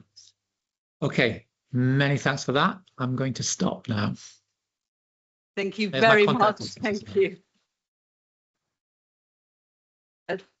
Absolutely terrific. Thank you very much, Alessandra. It's unbelievable. I love these conferences where you learn to hear, you learn about initiatives that are going on that you have no idea are happening, and to be right on the buffer zone like that, it's an absolute eye opener, and it kind of makes you feel like nearly you're living history, because you go and you are there, you are on the interface of these 2 communities that for whatever reason is divided, unfortunately, but the fact that you're there and trying to bring this unity to both sides, the fact that you have to, just to make a repair, you have to go from one side to another, it just shows you are spanning both communities, which is, this is what we need. And you have perfectly set us up for our next speakers, who are from Home for Cooperation. So our next, it's a double presentation with Haria Ruzgar and I beg your pardon, and Andrei Christofidis. You're there. Oh, fantastic. Thank you. I worry when I don't see you on the screen.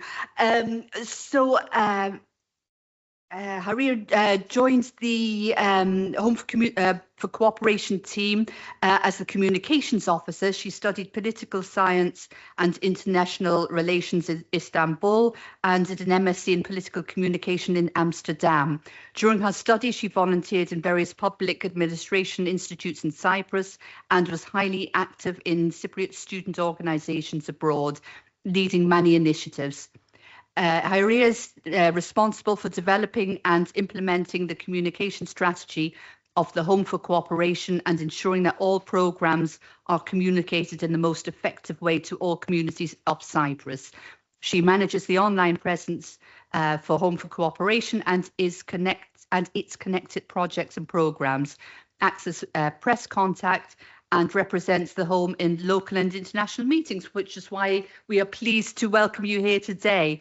Andrea joined Home for Cooperation in December 2018. Her role as the executive manager includes overseeing and coordinating all operations and projects of the organisation, as well as developing plans and strategy. Andrea holds an MSc in Social and Cultural Anthropology from University in Belgium and a BA in English Lit from University of Surrey in the UK. She previously volunteered at NGOs both in Sydney and Nicosia and was an intern at the Association for Historical Dialogue and Research before joining the Home for Cooperation team. So over to you, ladies, and we look forward to hearing your talk. Hi, everyone. So my name is Andre. I'm the manager of the Home for Cooperation. And I am Heidi. I am the Program Planning and Communications Officer at the Home for Cooperation. Thank you very much for having us, for the opportunity to share our work. It's wonderful to see familiar faces, people we've worked with, people we know, and also unfamiliar faces. And we're also very happy that the home has been mentioned throughout the presentations throughout the day. And we are very glad to see that, I mean, you are familiar with the home, but to those who don't know us, I think we're going to take some time to talk a bit more about the our presence in the buffer zone, our approach, our work. We have titled our presentation "Challenging the Divide: The Case of the Home." I think I've taken your part. Yeah. So I'm going to try not to repeat a lot of information that has already been shared in terms of the context. The division in Nicosia, it has been kind of presented in different ways by different speakers. So what we are going to focus on more is sharing about this strip of the buffer zone that where we are situated in. So just to give you a general idea, the Home for Cooperation is an intercommunal community center. We are located in the UN controlled buffer zone in Nicosia in the Lydra Palace crossing point. We were established by the Association for Historical Dialogue and Research. Melek mentioned the HDR earlier. You're going to hear from Loizos, the director, later, so I'm not going to spend time to talk about the wonderful work that the HDR does. And the home was opened in 2011 as an education and research center. Since then, through the work of activists, contributions of civil society, it has developed into a space that creates like a safe space for people who are interested to meet, to exchange, to develop projects, programs, ideas across the divide. So although they dividing, so to continue where Andre left, the first challenge basically that the H4C poses to the current situation is through its very location. It's literally on the dividing line in a buffer zone, which is traditionally designed to keep people apart, basically. And it acts as a hub of intercommunal work, welcomes members of all communities, regardless of their origin, their ethnicity, language, religion, and all other labels that you can think of that are often divisive and politicized in Cyprus. And to explain why our presence in the buffer zone becomes so catalytic in positive conflict transformation, we want to actually take a step back to contextualize where the home is situated and leave it to Andre. Yeah. Let me just change the slide. So we have talked about the buffer zone in these presentations, and we've heard from also Alessandro the Lydra Palace, the Lydra Street buffer zone, and how it hosted the wonderful exhibition last year. We are in the Lydra Palace crossing, which it's one of the first, if not the first one, that opened in 2003. Of course, we know that the division of Nicosia has been it took place, let's say, unfortunately, not a long time before 1974. Even from the 1950s, the city was divided into sectors with administration being separate. Local administrations were established for Turkish Cypriots and Greek Cypriots separately. After the events of 1974, the crossing or the contact between communities was completely stopped. I mean, all of this is very important in kind of understanding why a place like the home having presence in the buffer zone becomes so catalytic, let's say, for civil society work. So with the opening of the crossings in 2003, with the establishment of AHDR, a new dynamic was brought in the area. I think this is a telling photo of the day of the opening. Andremo, just a second, we are having a technical issue here.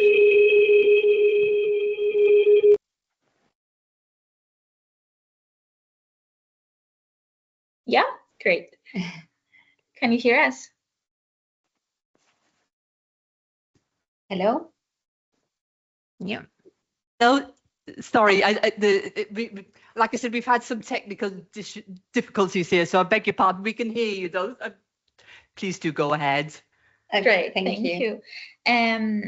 So yeah, this photo is from the first day of the opening of the first crossing point, the Lydra Palace crossing, where we are situated in.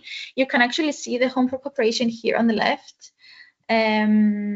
So it gives you kind of the vibe of the crossings and how the first kind of influx of people crossing and accessing the community for the first time. There was a celebratory kind of feel to this occasion. Mm-hmm. And the Home for Cooperation, as Andrea said, you can even see it on these images on the left as the location. So this space, basically in the buffer zone, provided in a way that, I mean, without sounding cheesy so much, but it provided the home for intercommunal efforts for people who are interested to kind of use this excitement of the opening of crossings and to try and bring people closer to each other. And being in the buffer zone meant that it was easily accessible for people across the divide, and people didn't need to worry about, issuing car insurances to cross, navigate in a completely new area that they don't know. I mean, we didn't have Google Maps back then, or like your phone will not work. And these type of issues were not a concern for people coming to the Home for Cooperation for the first time. So the presence of a home in the buffer zone allowed people to enter in this in-between space without necessarily going through the control checks of the other community, presenting your identification to the other community, which is a very, very important detail, let's say, for many people. So these reasons played an enormous role for H4C to become a hub of intercommunal work, and several civil society organizations actually started having their offices, holding their events at the H4C, seminars. So it literally acts, as I mentioned, as a hub, basically, a very dynamic place. And in addition to the organizations based in the building, the Home for Cooperation also operates a cafe on the ground floor. It's the Home Cafe.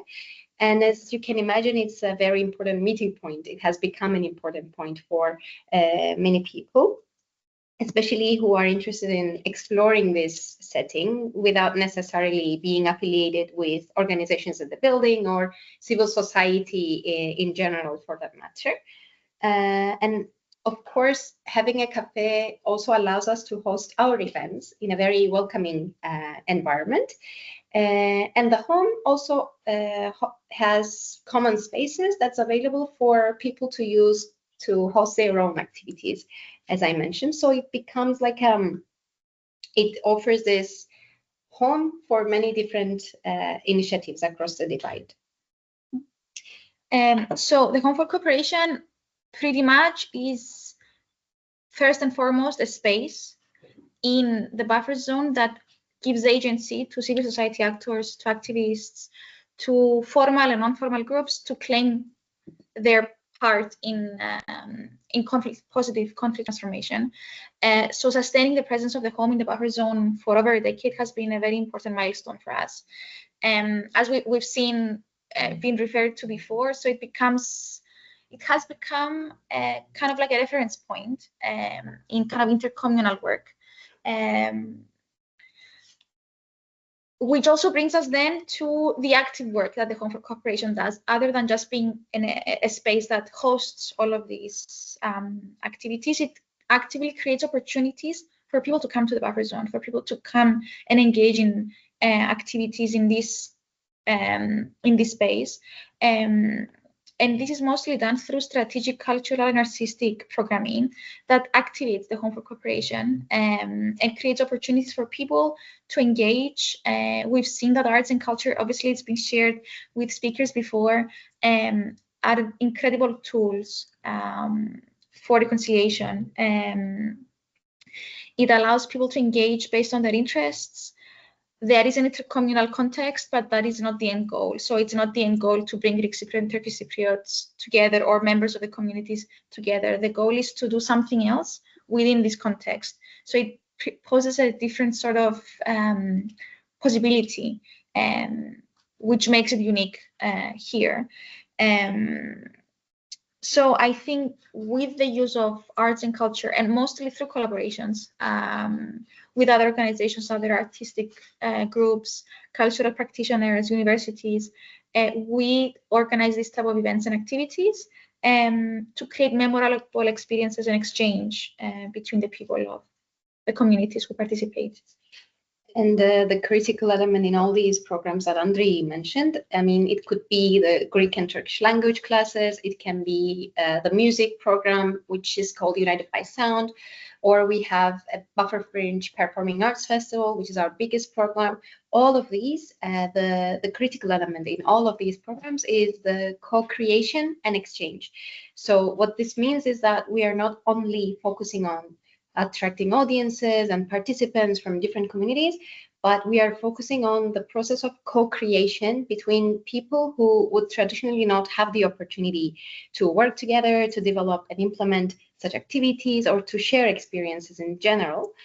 So we try to find the opportunities to create these opportunities for people to engage in these unique situations, which actually challenges the mainstream narratives around the conflict or around the intercommunal relations, and consequently the status quo, basically.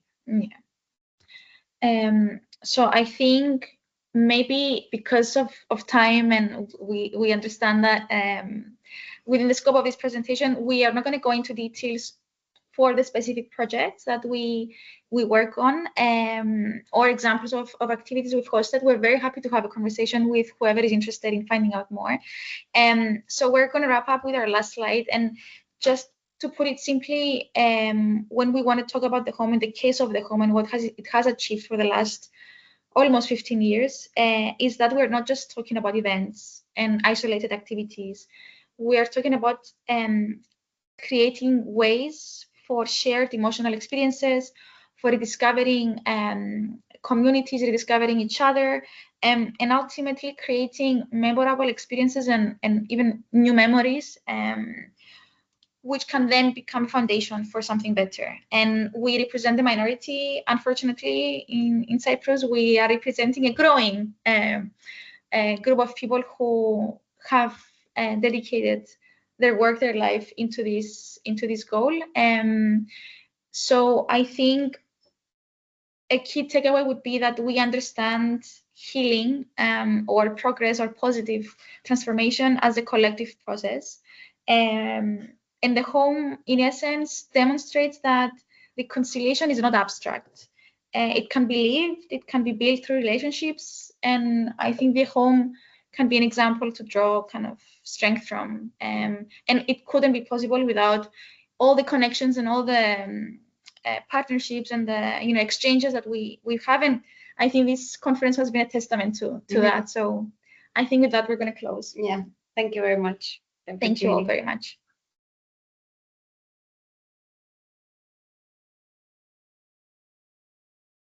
Thank you both very much from our side also. As you saw the virtual hand clap there, it's absolutely terrific to see these things that are happening, that there are very real things happening in Cyprus and in a neutral area where both sides feel comfortable coming and joining together and meeting up. And the fact that there were so many people there in your pictures, it's just testament to it's working. It obviously you are filling a need for the community, for all communities, to have that space there. There is so much to learn from all of these presentations and so much to learn more about, I think, so on each visit to Cyprus, to understand that there are these things happening and to try and explore more. But it really is heartening, and to see the youth and to see mixtures of people, young and old, and like I said, from all communities. So thank you very much for that. Very enlightening.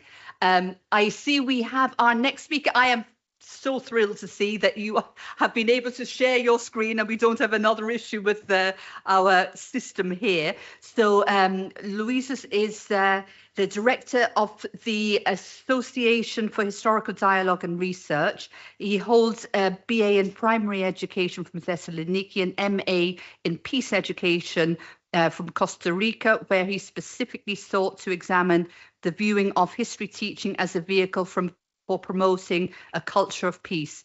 Louisos has extensive experience in the educational sector, both as a primary school teacher and as a peace education activist, project coordinator and researcher.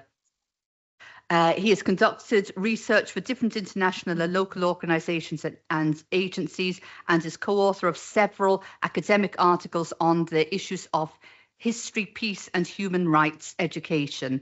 In December 2016, Louisos was appointed the Greek Cypriot leader as a member of the Technical Committee on Education in the context of ongoing peace negotiations. He is also the coordinator of the Imagine project that brings together students and teachers from across the divide in Cyprus. Again, another really important area looking at education. So I will pass it over to you now, Louisos. Thank you.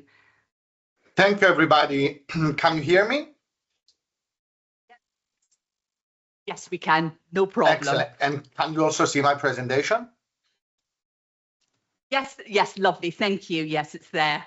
Great. Thank you very much for the invitation. I feel very happy and very honored to be among friends and colleagues and also people who paved the way for this organization to exist, like Rana Zinchir, my former board member, and one of the people that I met first when I joined the association, maybe 15 years ago. So I'm gonna present today the work of AHDR in the field of peace education, and I will explain why we chose also to engage in peace education apart from history education in the last few years. So my presentation is called Peace Education as a Form of Resilience in Divided Cyprus. And I cannot move my slides. I can. So the HDR was established back in 2003 by a group of educators and researchers from across the divide in Cyprus. We are a non-governmental, non-profit, an intercommunal organization, meaning we welcome people from all walks of life, not only Turkish Cypriots and Greek Cypriots, but people from other communities and also newly arrived populations on the island. And the focus of our work is on the teaching and learning of history, historiography, and peace education. So our goal is to promote coexistence in a multilingual, multi-faith, and multicultural society like Cyprus, where a culture of peace and non-violence, as well as dialogue, are considered paramount elements of a democratic society. So we do that through providing educational opportunities to advance historical dialogue, critical thinking, multi-perspectivity, in order to understand each other better. As Andrea and Javier mentioned before, the HDR established the Home for Cooperation back in 2011. It started as an educational center primarily. Now it's a community center and a hub for intercommunal interaction in the center of Nicosia, in the Lydra Palace area. Different organizations are hosted here, and together we organize educational, cultural, and other events. So, as I said before, we started as a historical association, and in the last, let's say, 12 years, we have also expanded our scope of work to include peace and anti-racist education, and that's where my presentation is going to focus today. In both pillars, in both fields of our work, we conduct research always, and our research groups always consist of academics, practitioners, educators from both the Greek-speaking and Turkish-speaking communities on the island. That research is translated into the production of supplementary educational material in 3 languages, always free. It's everything is on our website. You can download it from there. We conduct trainings, workshops, conferences, seminars to communicate the findings of our research and engage people in dialogue and promote sharing, exchange of experiences. Apart from the educational events, we also have a children's choir, a youth camp, and we organize sports and arts activities. In order to lobby for our work, we also produce policy recommendations by engaging different educational stakeholders from all communities. And we also have on-site visits, city tours, bike tours, and a very unique library on peace and history education at the Home for Cooperation. So why peace education? Again, we started as solely an association for history education and historical dialogue, but being positioned in the buffer zone means we carry a special role to respond to the educational needs of the communities, to cater to the needs of students, teachers, and create a bridge among them. Since, I mean, you know already, we have 2 different educational systems that promote very monolithic and one-sided narratives in regards to how the history of this island is presented. This approach, expanding our scope of work, is a deliberate approach in order to provide more opportunities for conduct, communication, and collaboration. Thus, also paving the way for historical dialogue. It's a strategic and diplomatic move rather than bringing people together to discuss the 60s and the 70s. You can start engaging people first by discussing issues of human rights, anti-racism, peace, issues that have to do with the everyday needs of students and teachers in the 2 communities. And then step by step, we can engage them into discussing more sensitive and controversial issues. So we are not avoiding controversial and sensitive issues, on the opposite, but we found that peace education paves the way for an easier facilitation of these issues. I'm going to talk about our biggest project in peace education, which is called Imagine, and which started in 2016. And it became a confidence-building measure under the auspices of the Bicommunal Technical Committee on Education in the negotiations. When Mr. Akinji and Mr. Anastasiadis set up the Technical Committee on Education, several people involved with the AHDR and the Home for C, as well as other organizations, institutions, agencies, became part of this committee and embraced upon our recommendation, the Imagine project. So what is Imagine? Imagine first how the structure of the project allows us to enter schools in both communities and conduct monocommunal workshops on peace, anti-racism, human rights in the students' language. And then we pair the schools, and schools visit the Home for Cooperation, the Lidra Palace area, where they choose between a peace education anti-racist workshop or sports activities. At some point back in 2018, we expanded the project to include sustainability activities and walks and study visits across the existing divide during school hours. This was a first for Cyprus, students crossing without an ID or passport and learn about the history of Nicosia in a comprehensive way. At this point, I have to let you know that our data says that 94% of parents of students from both communities gave their permission and consent to their kids to participate in the project. So I'm going to let you know about the numbers in a bit. This shows that there is an overwhelming, there is a very positive climate from parents to engage their kids in the project. So together with our student activities, goes hand in hand with our teacher training. The approach is the same. We travel to different districts across the divide. We engage teachers in workshops and sessions on peace education in their own language, and then we continue with bi-communal workshops in the buffer zone for the ones who want to participate. Every year we have also a teachers conference in Lydra Palace, and these are the numbers of the project. We have, to this day, we have engaged more than 8,000 students and more than 2,500 teachers from both communities only through the Imagine project, which continues until today. Unfortunately, though, after school hours and in the weekend. The reason is that with the change of leadership in the Turkish Cypriot community in 2022, the government decided to suspend its participation in the project, and this essentially meant that the HDR and Imagine lost access to Turkish Cypriot schools. Hopefully this will change with a new change in leadership in the Turkish Cypriot community, and that the Turkish Cypriot community is going to return to the project very soon. At the same time, this year, the project, towards the end of February, beginning of March, received attacks in the Greek Cypriot community by nationalist circles. Imagine project, as I will explain in a bit, includes, apart from the teacher and student training, a series of other activities. One of these activities is the study visits across the divide.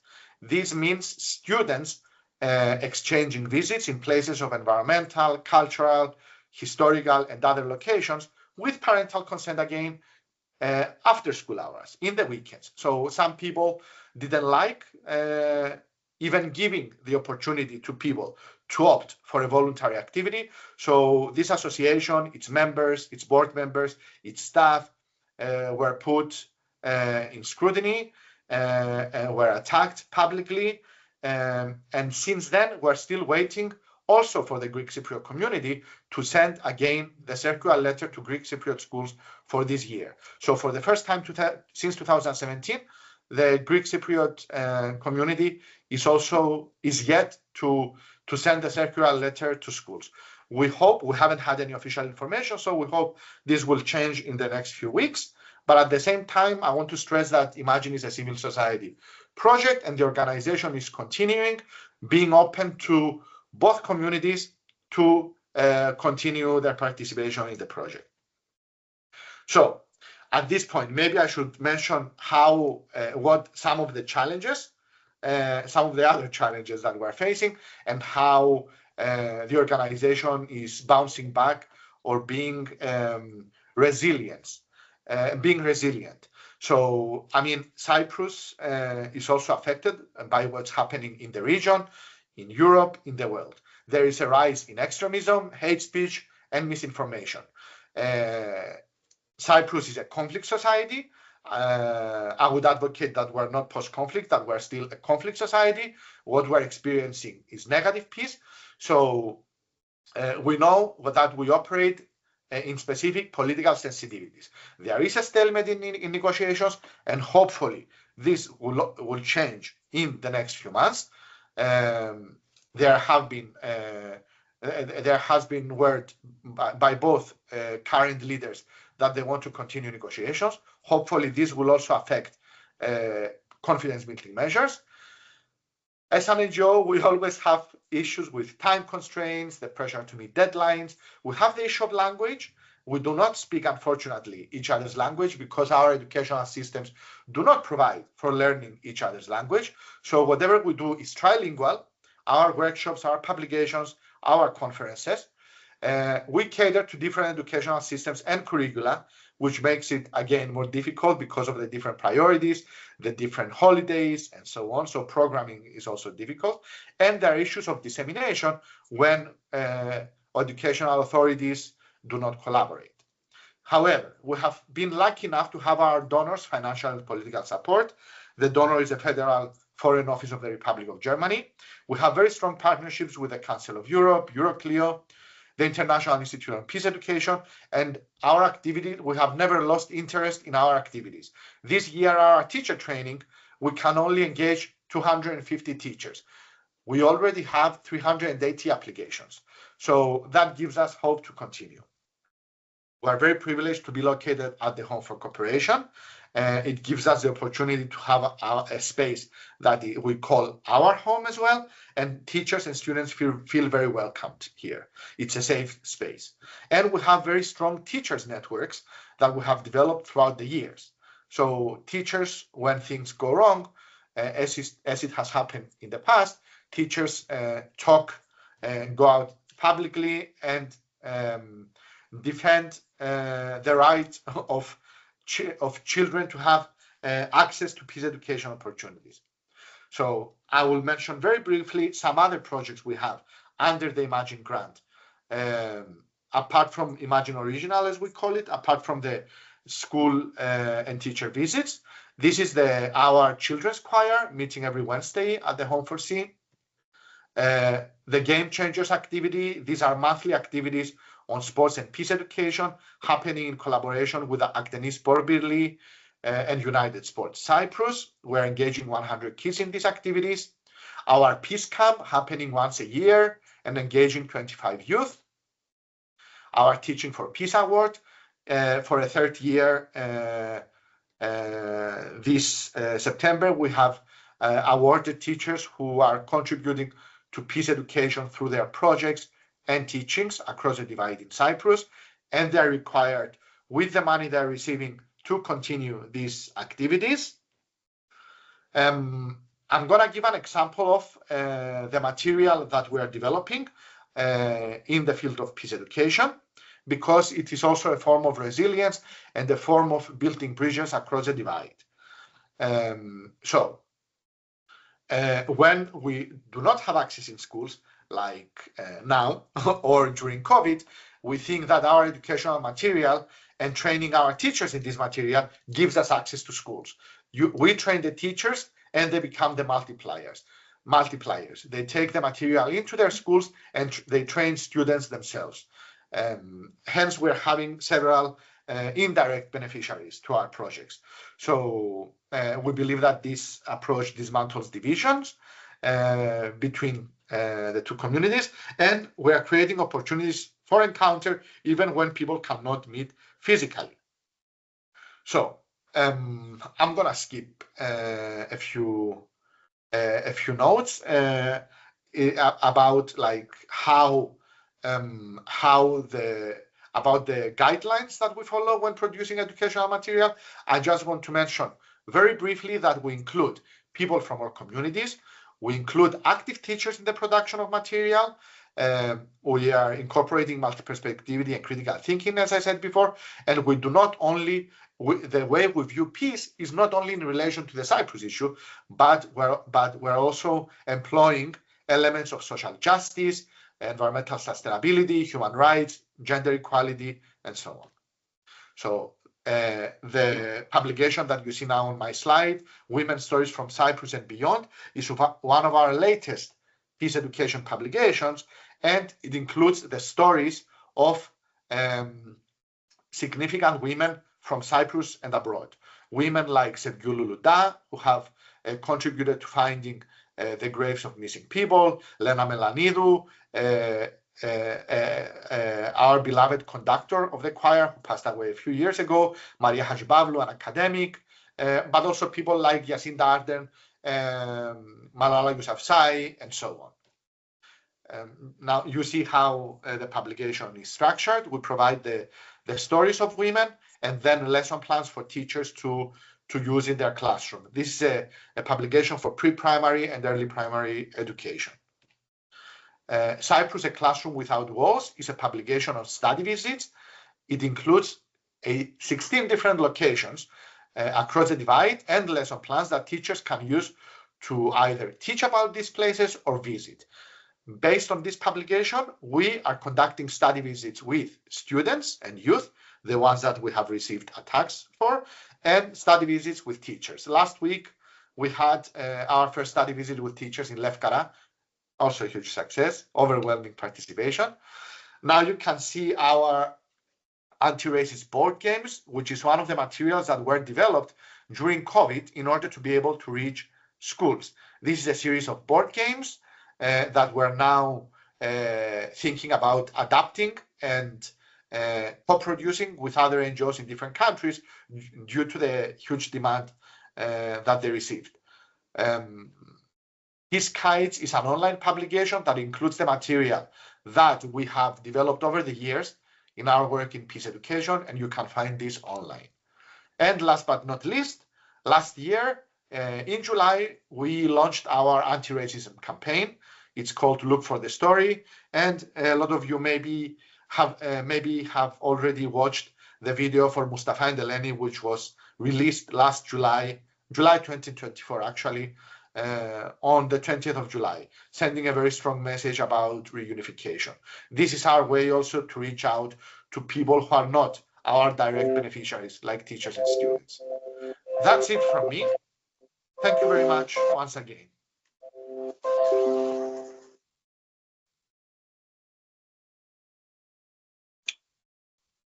That's terrific. Thank you very much, Louisa.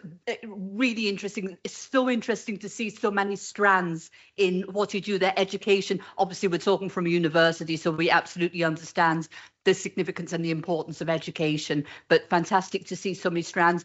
A shame that Cyprus is also experiencing what is being experienced in a lot of Europe, which is the misinformation, the ultra right-wing aspect of, unfortunately, of some corners of society. But so good to see also your involvement again with the very youngest of children. It's fantastic. So from the home, we will move into the garden, and our next speaker is. Have you stopped sharing, Louisa's? Yes, I have. I think now that's it. Fantastic. Thank you.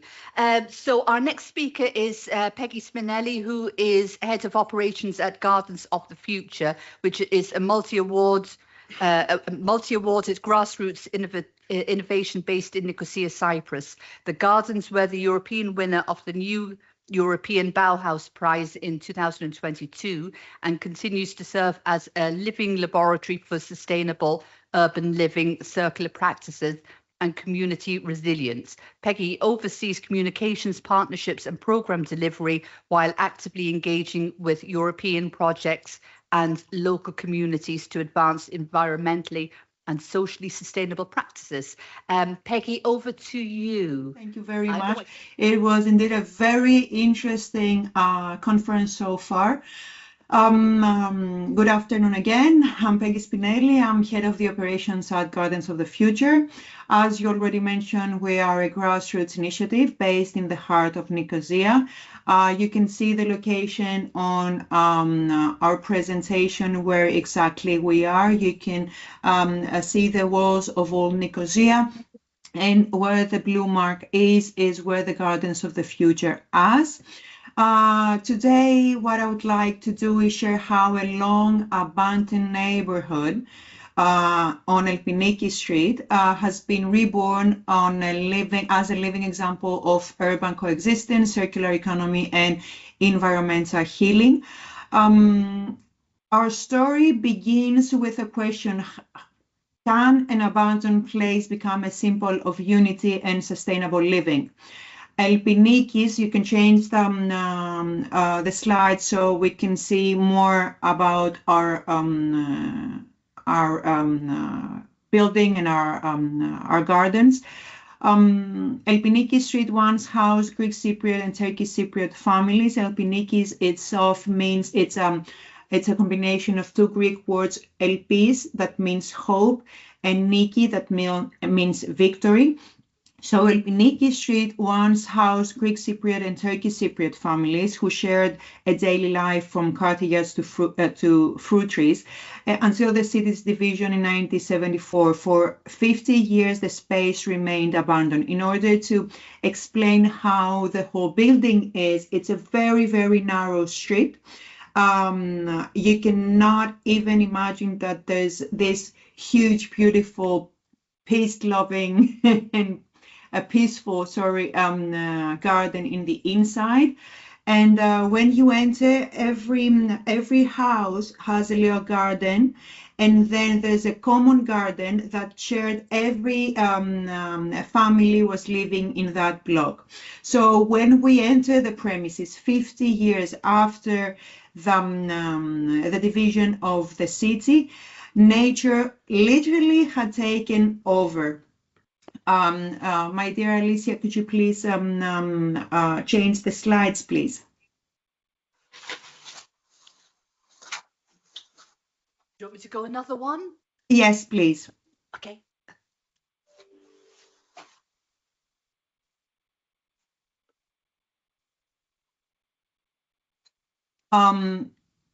We decided to let that become our starting point, the fact that the nature had taken over, to work with nature rather than against it, and reconnect with what was once divided.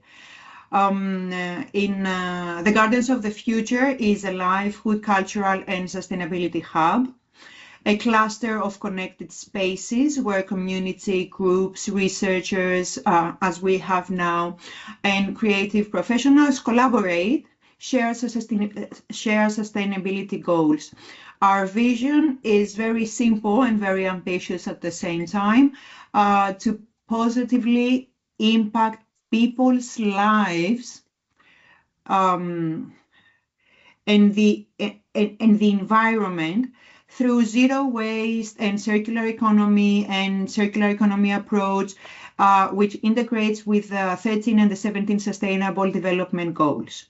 How the gardens were born in order to be today in this state. In 2019, a small interdisciplinary, I can never say that correctly, team came together. I'm very proud that one of our, the very first team are going to be the next speaker, including architects like Natasha, cultural producers like Argiro, that Alessandro mentioned earlier, social entrepreneurs, chefs, gathered together to reimagine the space. They signed an agreement with the municipality of Nicosia to occupy the buildings and create a community garden.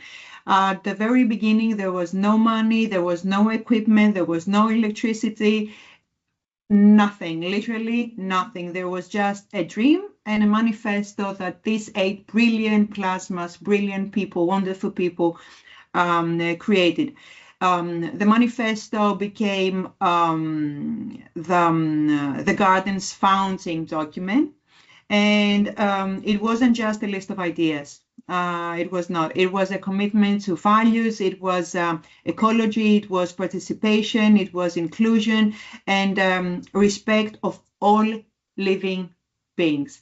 And the team promised that these principles would never be compromised, no matter what happened. And they started from zero, no funds, no electricity, not even tools sometimes. And just people cleaning and planting together. And that's where the magic happened with the collaboration. What they did, it was growing with nature's logic. From day one, every action followed what we call nature's logic. Nature doesn't rush. Nature adapts. Nature evolves, and actually it responds to conditions.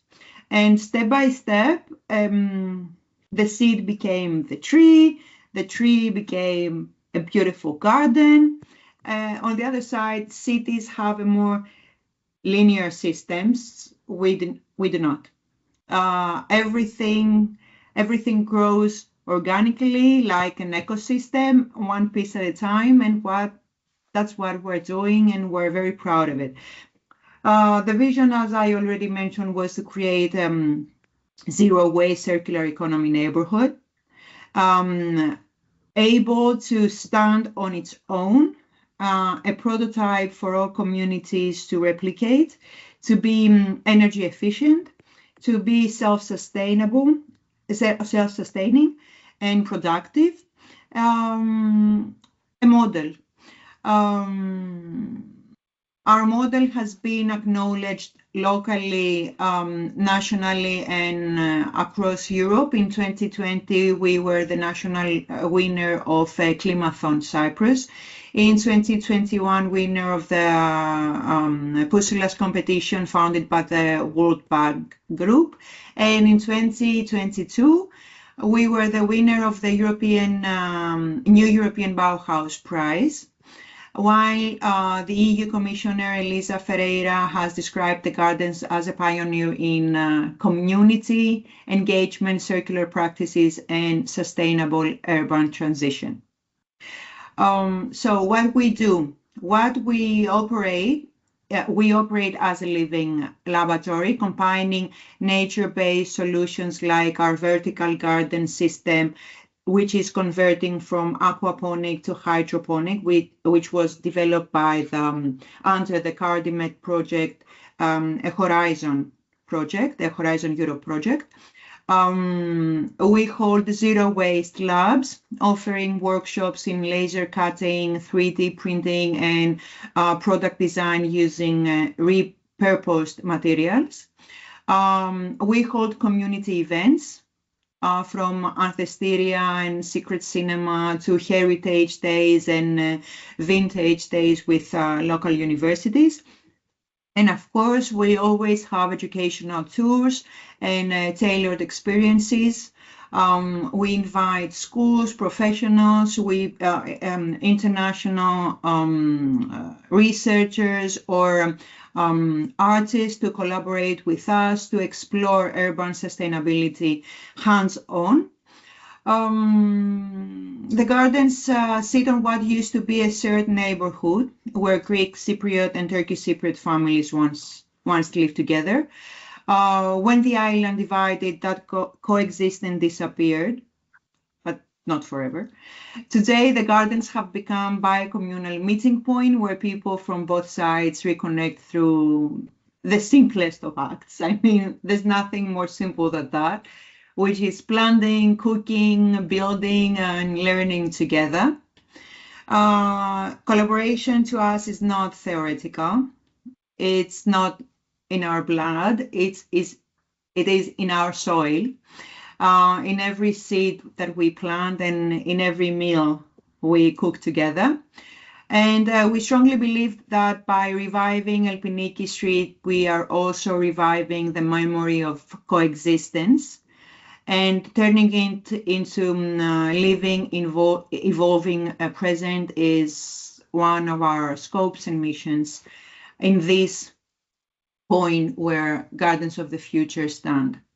Gardens of the Future is not a project. It's a process, actually, to be more accurate.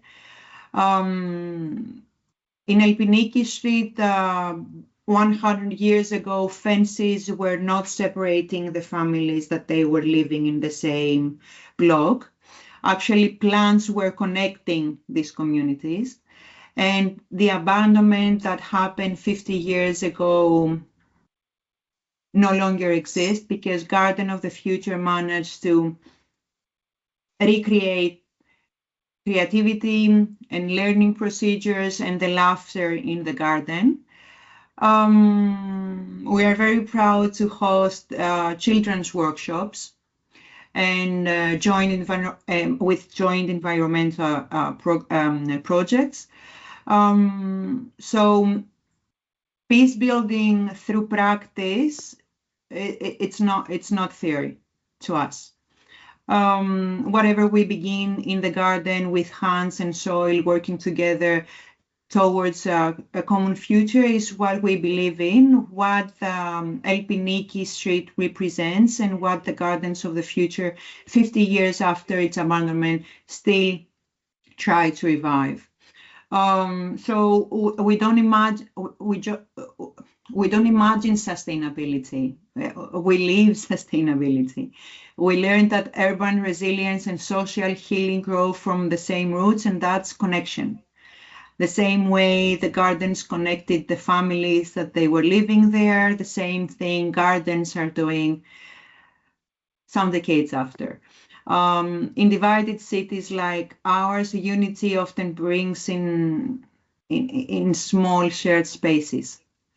That's how I experience it, and that's how it is done in gardens. It all began with an abandoned block, and it still continues to grow. I said it before, one plant, one seed, one partnership, and one story that everyone that enters the gardens shares with us. That's it. That's who we are. Fantastic. Thank you so much. I'm really sorry you couldn't see the presentation. Here we are. Oh, did you not see it on that side? Oh my. No, I was a little bit, it's fine. You can go and see it. You can go a little bit behind further and see our manifesto, but it's okay. You can share it or send it later. Fantastic. Thank you so much, Peggy. Again, it's such an important area. I mean, nature, it just revives you. You plant a tree on a boundary, you're sharing it with your neighbours, and to be restoring that and to have that, it's fantastic. It's very beautiful. I was really amazed when I found out about Stephen Stavro. I can see Stephen. So Stephen can be more descriptive about the Gardens of the Future and how it was and how it all started. He's one of the 8 that started this beautiful project, and we are all very thankful to them. Well, you have fantastically introduced our next speaker, so thank you, Peggy. It's as if I arranged it. So thank you. But our last 2 speakers are Stephen Stavru and Burak Dulay, I beg your pardon, I know I'm not pronouncing that properly. Stephen is a social entrepreneur, co-founder of Social Tech Lab, and an award-winning organisation that uses entrepreneurship and innovation in conflict-affected regions to bridge divides, empower local change makers, solve social and environmental challenges, and cultivate resilient ecosystems, which I think Peggy has touched on there. As part of Social Tech Lab, Stephen co-founded Cyprus Inno, a peace tech platform that connects and empowers entrepreneurs across the divided island of Cyprus via digital tools, live programs, and physical spaces. As a path towards peace. He also launched The Base by Cyprus Inno, a social impact generator situated in the Cyprus buffer zone and the first innovation space of its kind in the world, located in the military buffer zone. His co-presenter, Burak, is a dynamic and innovative entrepreneur with a passion for leveraging technology to drive social impact. He is co-founder of the Social Tech Lab, which includes Cyprus Inno and The Base by Cyprus Inno. His dedication and achievements have been recognized internationally. Burak is a fellow of the US Department of State's Program on Social Entrepreneurship and a Young Transatlantic Innovation Leaders Initiative by the German Marshall Fund of the United States. In addition, he has been honored as a UN Young Leader for SDGs by the Office of the UN Secretary General Envoy on Youth. So it's a fantastic introduction to you both. You obviously have very specialist backgrounds, and I see you are able to share screen. So I will pass it over to you now. Thank you both. Thank you very much. Hi, everyone. My name is Stephen Stavru. I'll be presenting on behalf of both Burak and myself and our team today. Thank you for the kind introduction, and it's been great to be amongst colleagues and friends and to hear some of the stories of some of the other organizations again and sort of reflect on the journey that we've all been over on of the past many years. Do you see are my slides moving appropriately? Yeah, we do, no problem. Perfect. So I'll introduce myself again. My name is Stephen Stavro. I'm one of the co-founders and the Director of Strategy Impact at Social Tech Lab. We are a nonprofit that is aiming to harness the power of tech and innovation to create ecosystems that foster collaborative entrepreneurship and resilience in fragile regions. I say fragile regions because we started in Cyprus and we're still very active in Cyprus, but we've been able to replicate and transfer some of our programs to other nearby conflict areas as well. I will come back to us and our work and our examples and practice in a bit, but I do want to go through some theory and some initial research and concepts that we had that had us focus more on the power of technology and entrepreneurship and the entrepreneur as the peace builder. I don't think I need to go into these numbers too much. I think the general sentiment and what we've been hearing, not just in the case of Cyprus, but also abroad, is that the average level of global peacefulness is deteriorating. We've had this slide for many years. We update it every year and the numbers continue to go up, which is alarming, but the opportunity is always there. And one of the things that really drew us early on in our work, especially because we started ideating around our organization just after the financial crisis in Cyprus in 2013. And we saw that you may not know that economics and peace actually have a very strong link. Nations with low economic freedom are much more susceptible to conflict. Low peace nations that have made improvements in positive peace, which is a term we've been hearing a lot today, have seen strong economic returns. We see higher GDP growth in more peaceful nations. And even more importantly for us, the lack of economic opportunity and freedom has been associated with increased vulnerability amongst youth. And this is directly related to higher unemployment among youth, making them more susceptible to conflict and violence. But there's a big opportunity here in all the money that we're spending towards conflict, the majority of going into military and defense, and a very small fraction, 0.5%, going towards peace. Although we know that peace has a significant return on investment, 16 times. But from our perspective at the time, what we found was a bit of a lack of innovative approaches to peace building. A lot of our colleagues have said today, very rightly, that frozen conflict, post-conflict, they might not be the right terms for Cyprus. It's a constantly evolving conflict situation. And so peace-building methodologies need to be adaptive, they need to be localized and coordinated, they need to focus on other elements besides just negative peace and the end of violence and war, but also on social and environmental impact and issues that are affecting divided societies, irrespective of borders and checkpoints. And so this is where the concept of peace tech and peace innovation come in, and where you'll see a lot of our work takes place. This can be defined as innovative technology-based products or services that contribute to positive peace within a community, country, or in a region. There are solutions that focus on predicting, preventing, or solving issues that can pose a negative impact on factors that we see as threats to positive peace, such as economic instability, threats to the environment, human rights, as has been mentioned by some colleagues as well, threats to democracy or quality of life.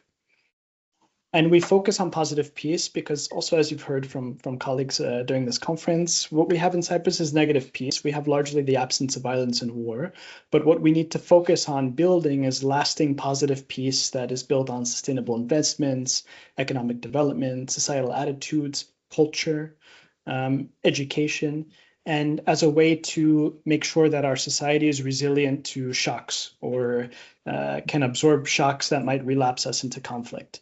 And what we see from, I'll use the term frozen conflicts, not just ours, but around the world, is that over time they thaw. And sometimes we have backsliding. And so building positive peace is important to prevent that. And technology and innovation can be applied to all pillars of positive peace, from sound business environment to free flow of information, to high levels of human capital, through actual technological products or services, extended reality platforms so that we can experience our shared lived experience, support for small business, which is the backbone of economic development, digital storytelling tools, the use of blockchain for transparent budgeting, but also innovation programming to encourage youth to build solutions to solve their challenges together, their shared challenges together, which you'll see a lot of in the work that we do. These can be startup accelerators or incubators or hackathons that empower youth to develop technological or otherwise physical or offline solutions that are innovative in their approach to tackling their problems and allow them to collaborate on the solution together. We call this, from our perspective, solution-oriented peace building. It can be applied across stages of conflict. I won't go into detail for the time today, but from the prevention stage all the way to the post-conflict stage. And we see different technological solutions and innovations being created across the stages of conflict. But to give you some examples of peace innovation in action, I'll bring you to our work, and I'll reintroduce our mission, which is to harness the power of tech and innovation to create resilient ecosystems that foster collaborative entrepreneurship in conflict-affected areas. The model that we deploy, whether it's in Cyprus or across the Western Balkans or in the Middle East, is called the social impact generation model, which has 6 key pillars. And you'll see all practical examples of this in a bit. We conduct research locally to understand the needs and gaps. For us specifically, this was large-scale research to understand the needs and gaps of Cypriot entrepreneurs all across the island, so that we can develop capacity building and life programs that upskill and give them the tools and resources they need to come up with new ideas, create sustainable businesses, and succeed. We supplement these with digital tools, which I'll show you about in a bit, physical spaces, of which I'll give you one example of that we have. And we take the outcomes of this and put them into policy recommendations on the national, EU, and also international levels. And the result of this is 3 key outcomes: sustainable positive peace, but also, as I mentioned before, focusing on social environmental impact and economic development. And some really nice music to complement the experience. Let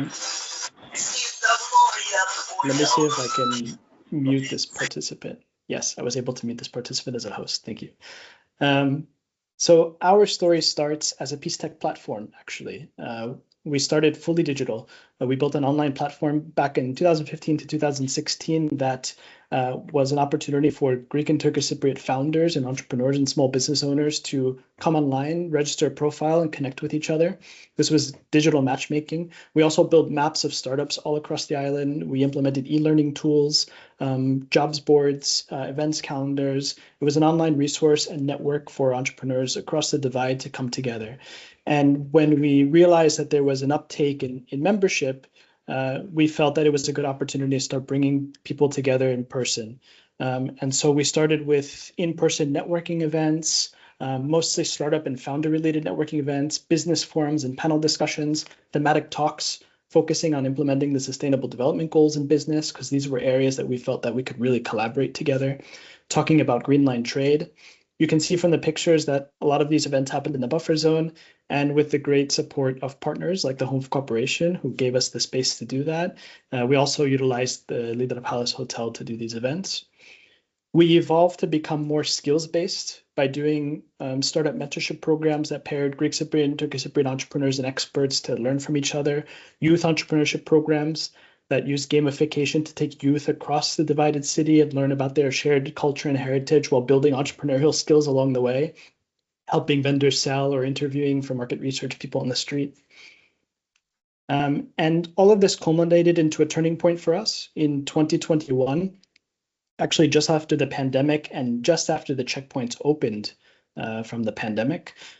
We also opened or reopened a container that was part of the UN peacekeeping forces, and we converted it into an innovation space that featured different elements of co-working and acceleration incubation, so that innovative youth from all communities in Cyprus can come together and build startups together as a path towards peace.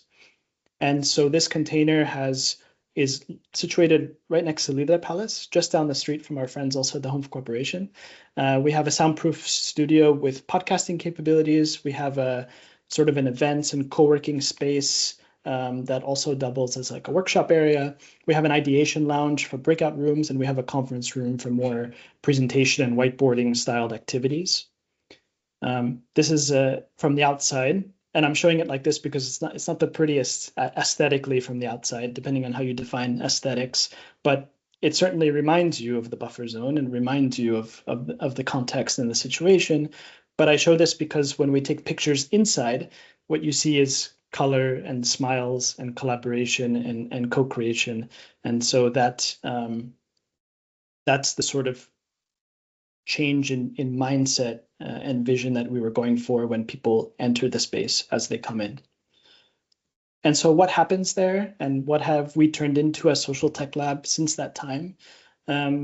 We've been designing and deploying peace innovation programs that empower these youth to build startup solutions to common challenges they face together, to collaborate together, to create a better future. These include programs like Venture Builders, with their multi-month Venture Builder that helps youth with technological ideas to solve social environmental challenges all across the island work together. We give them funding as well, so they actually build a minimum viable product, and we'll show you some examples of some of those teams. An intercommunal academy for women in entrepreneurship who either have an idea and want to start a business, or have a small business and want to scale it. Accelerators focused on tackling the Sustainable Development Goals. We run incubators where more advanced teams get money and they spend almost a year with us. So we make sure that they not only they build something, but it's scaled with impact in society and it's utilized. We also host hackathons which solve particular issues. So we had a hackathon for the food waste issue in Cyprus. We had a hackathon to reimagine urban spaces in Cyprus. We also had an AI hackathon with the support of Microsoft, which not only helped engage Greek and Turkish Cypriot technologists, but also brought in Palestinian students from West Bank, and we brought experts from Egypt as well. So it allows us to take a more regional approach. We do startup boot camps on thematic areas. One example is agri-food, which is a up-and-coming sector in both communities. And because both communities face the issue of aging farmers, Cyprus has the oldest average age farmers in the EU. So we need to involve more young people in agri-food and also modernize the system. And so we do boot camps, intercommunal boot camps that help farmers, agri-food, agri-tech technologists, give them the support they need. Beyond programming, we also do some projects under this realm. I mentioned the research we did with over 350 entrepreneurs across the divide to understand their needs and challenges. We've also filmed short documentaries, which you can watch on intercommunal business partnerships. So Greek Cypriot and Turkish Cypriot business people partnering and doing trade across the Green Line.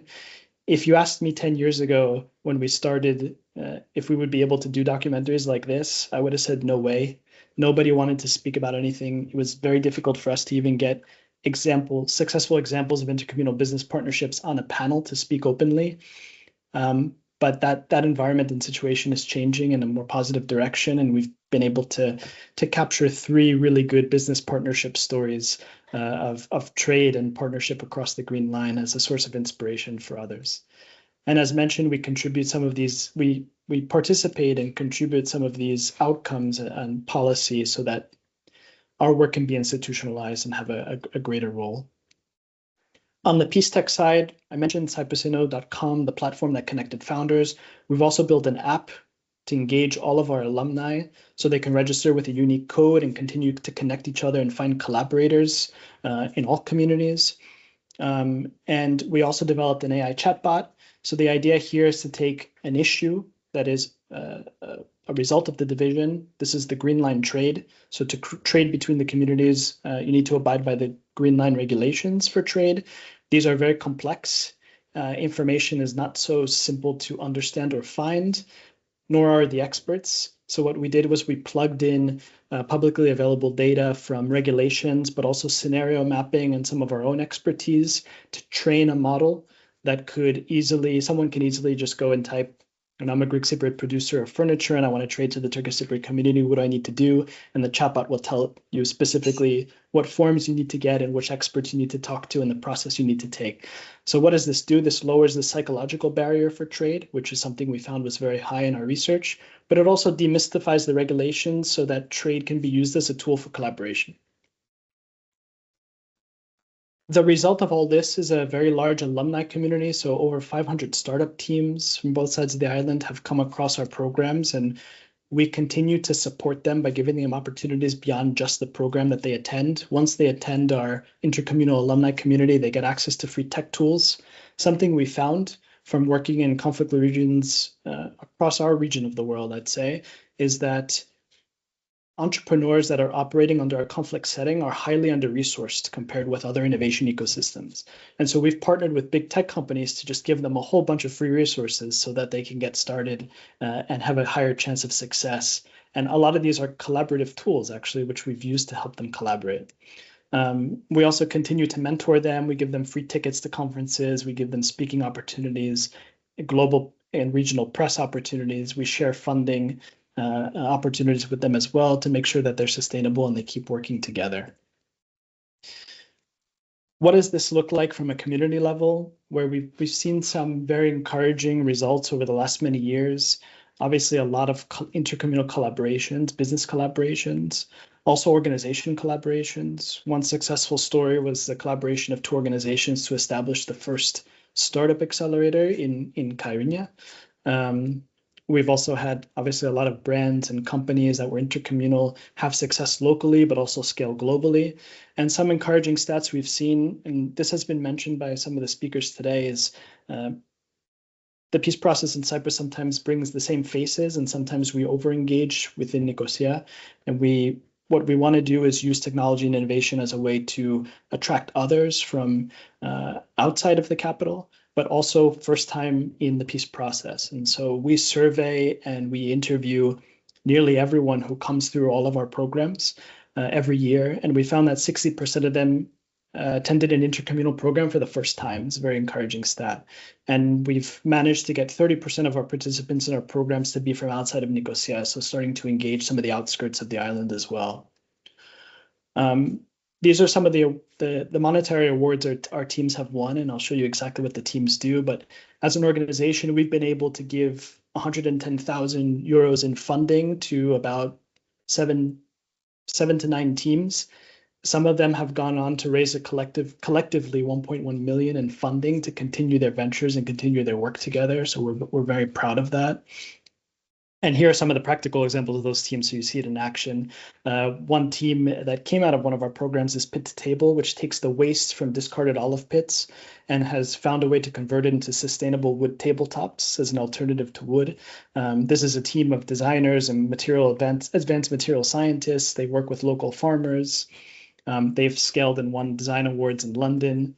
NEMA, similarly, a team of designers and advanced material sciences have found a way to take the prickly pear cactus and convert it and translate it into a vegan leather alternative.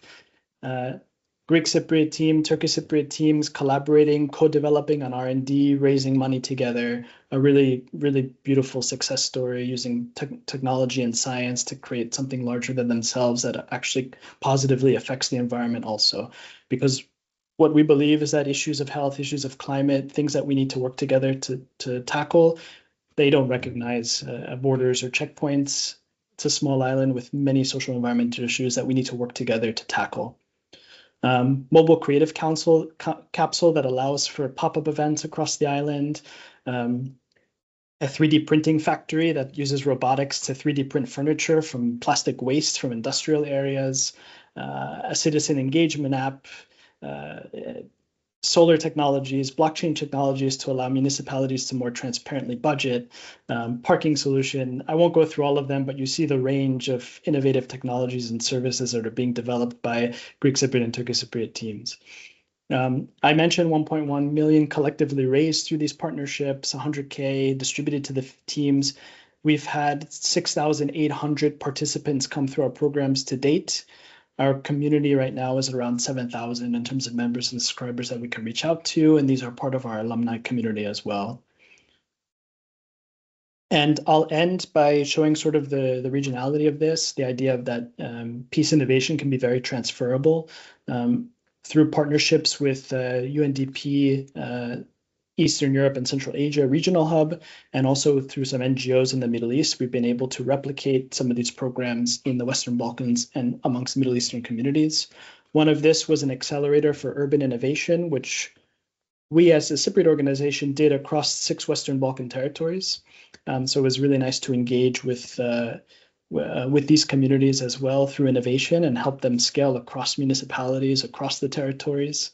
And over the past 2 years, given the situation in the Middle East, We've been a safe and neutral space to host cohorts of Arab Israelis, Jewish Israelis, and Palestinians, longtime peace builders who could not continue their dialogue after October 7th, but have utilized the base and have utilized our team and our programs to come back together and continue their dialogue in hopes of a better future. So I'll stop there. Our team is intercommunal and mixed. You heard about my co-founder, Burak Dulay, at the beginning. Thank you so much for having us and for letting us share our story.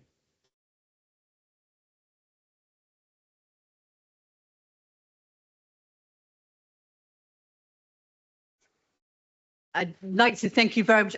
An incredibly powerful presentation, I think, to end on. It just shows the power, what you can actually achieve working together, and in very real monetary terms that you can absolutely grasp. Fantastic. Your trajectory over just a few short years since you started it's mind-blowing. It's incredible. And I think that entire second session has just highlighted that the buffer zone that was there to divide two communities is actually being utilized to bring people together. And I think that is very heartening and something maybe to really appreciate going forward, that people, communities don't want to be divided, that we will look for ways of being together and working together and collaborating. Now, I would like to thank you all. We have massively overrun. We've had a lot of technical issues our side. So thank you hugely, everyone, for bearing with us. Was there any quick burning questions anyone would like to ask our online community? If anyone wants to raise their hands, or anyone here?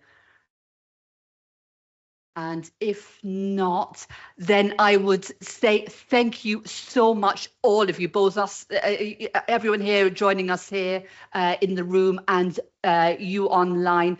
Fascinating as always to hear. I know I am recording this. I will be watching it again because there was so much information.